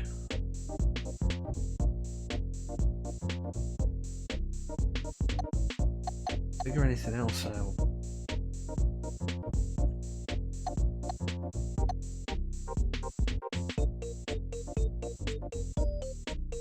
Three and 4, which means 2 can't be here.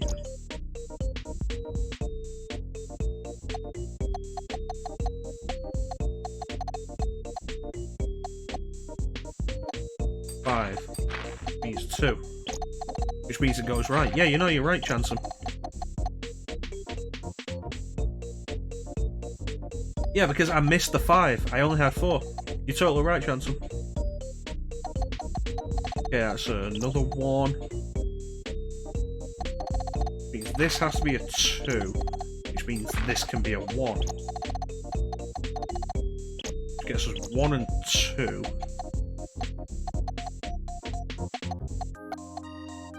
1 and 1.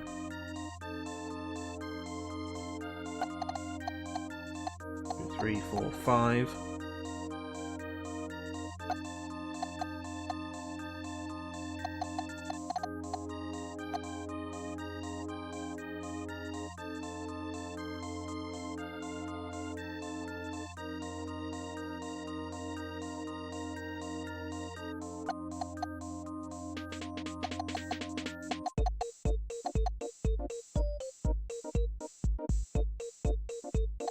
If this goes left, and we call it to here,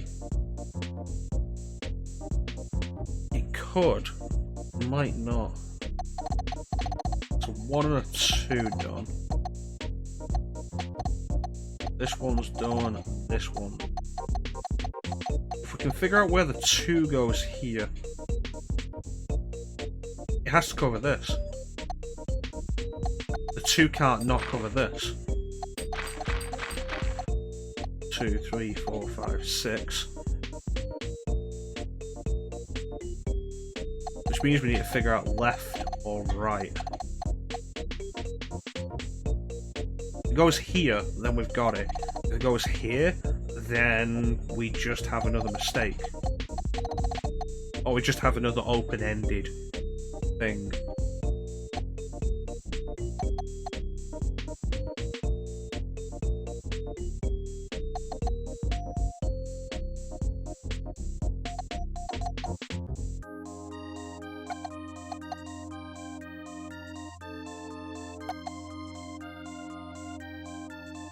That can't be it.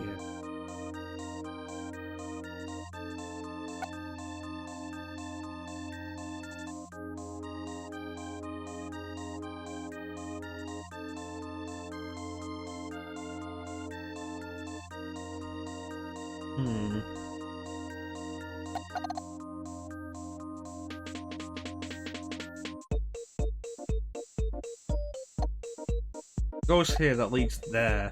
That gives us these two, and that deals with the one.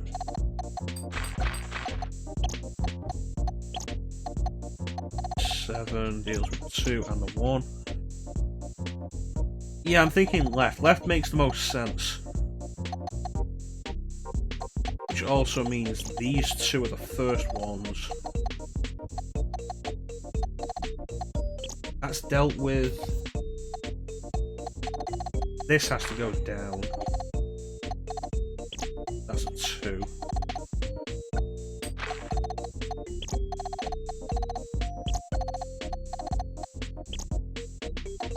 Yeah. 1, 1, 1, 1, so that's done.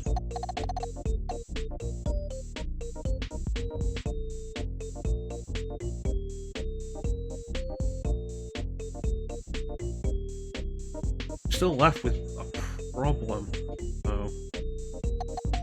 This doesn't actually work with this, because it would require this, and this can't be it, and neither can this, which means that doesn't work.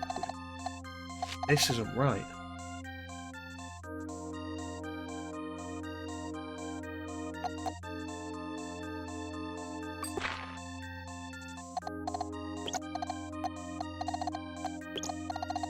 That work? I'm left with 2.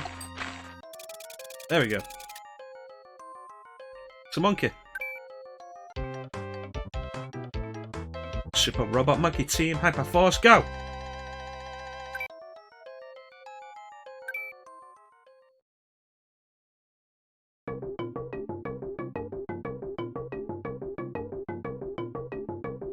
Typing when I changed it. Yeah, looking at the smaller, focusing on the smaller bit really does become the problem with me when the bigger picture says it's wrong. It's fun, I like Picross. And Picross is fun.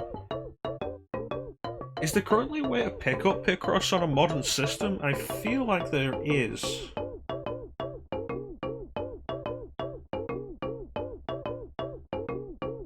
Picross on Switch. Picross S3.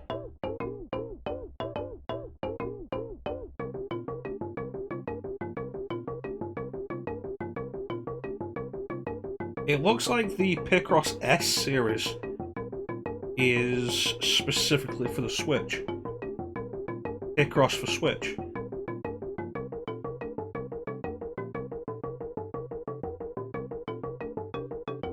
Picross S is a series of nonogram puzzle game. Well, this tells you the quality of Wikipedia's editing. Picross S is a series of nonogram puzzle game developed and published by Jupiter for the Switch, and has superseded the Picross E series on the 3DS.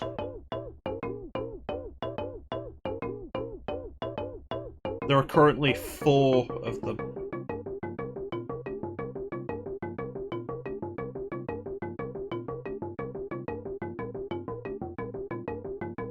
The first one received mixed reviews,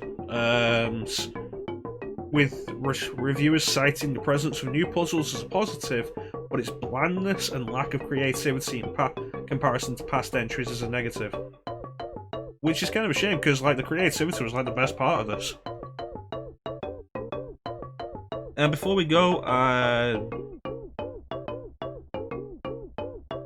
think it should have happened by now. DC fandom? Is there the next big Batman game is out next year.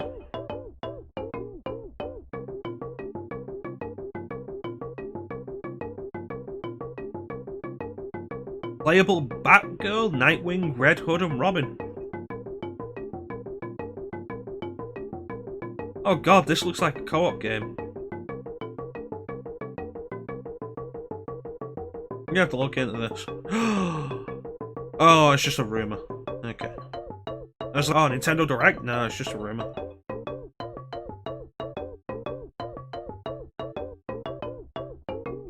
Yeah, well. But yeah, Picross. Fun. This is the second Picross game on Nintendo. The first one was released on Game Boy. Generally wasn't well received, partly because of how small the Game Boy screen is. Like, you tend to forget when you don't have one to look at regularly, but the original Game Boy screen was tiny, and also it was hard to see as well. And you forget just how hard to see it was until you play one. It's like, ugh. We were cavemen once. But that's going to do it for today. I've had fun with this. This has been fun. Metroid Fusion, and then into the E-read levels of Mario Advance 4. Good stuff. And after that, Mario Picross. Mario Super Picross. This was fun, and I do enjoy Picross. But that's going to do it. We'll be back tomorrow, 8 PM Great Meantime GMT. I need to do A Link to the Past. I told Chance I'd do it, and I want to live up to my claim that I can have it done in about 3 hours. So, look forward to that. I might play that on Switch. It's probably the most reliable way I have to play it at the minute. But yeah, with that, I want to thank everybody for watching. Big special thank you to everybody in the chat. Keep me company, I always really appreciate it. Chansum, Klim popped in. Feel like somebody else was here. Jefferson was here earlier, so that's cool. Chansum, Klim, and Jefferson. Thank you for joining me, guys. Keep me company. Best part of the stream, always is. Always really appreciate it.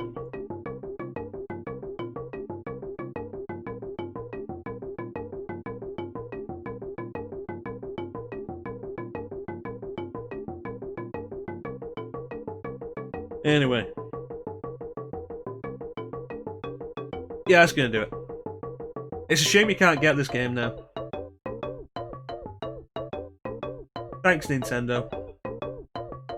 But yeah, hopefully look forward to the Link to the Past stream tomorrow.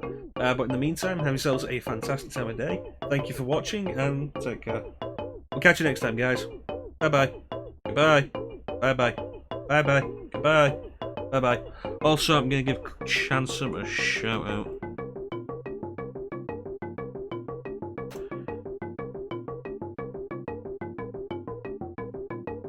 Okay, I gave Chansum a shout-out like immediately after I closed the bot. It's fine, nobody else is here. It's just me and you, Chansum. Yeah, take care, guys. Bye-bye. Goodbye. Bye-bye. Bye. Bye-bye. Bye. Bye-bye. Bye.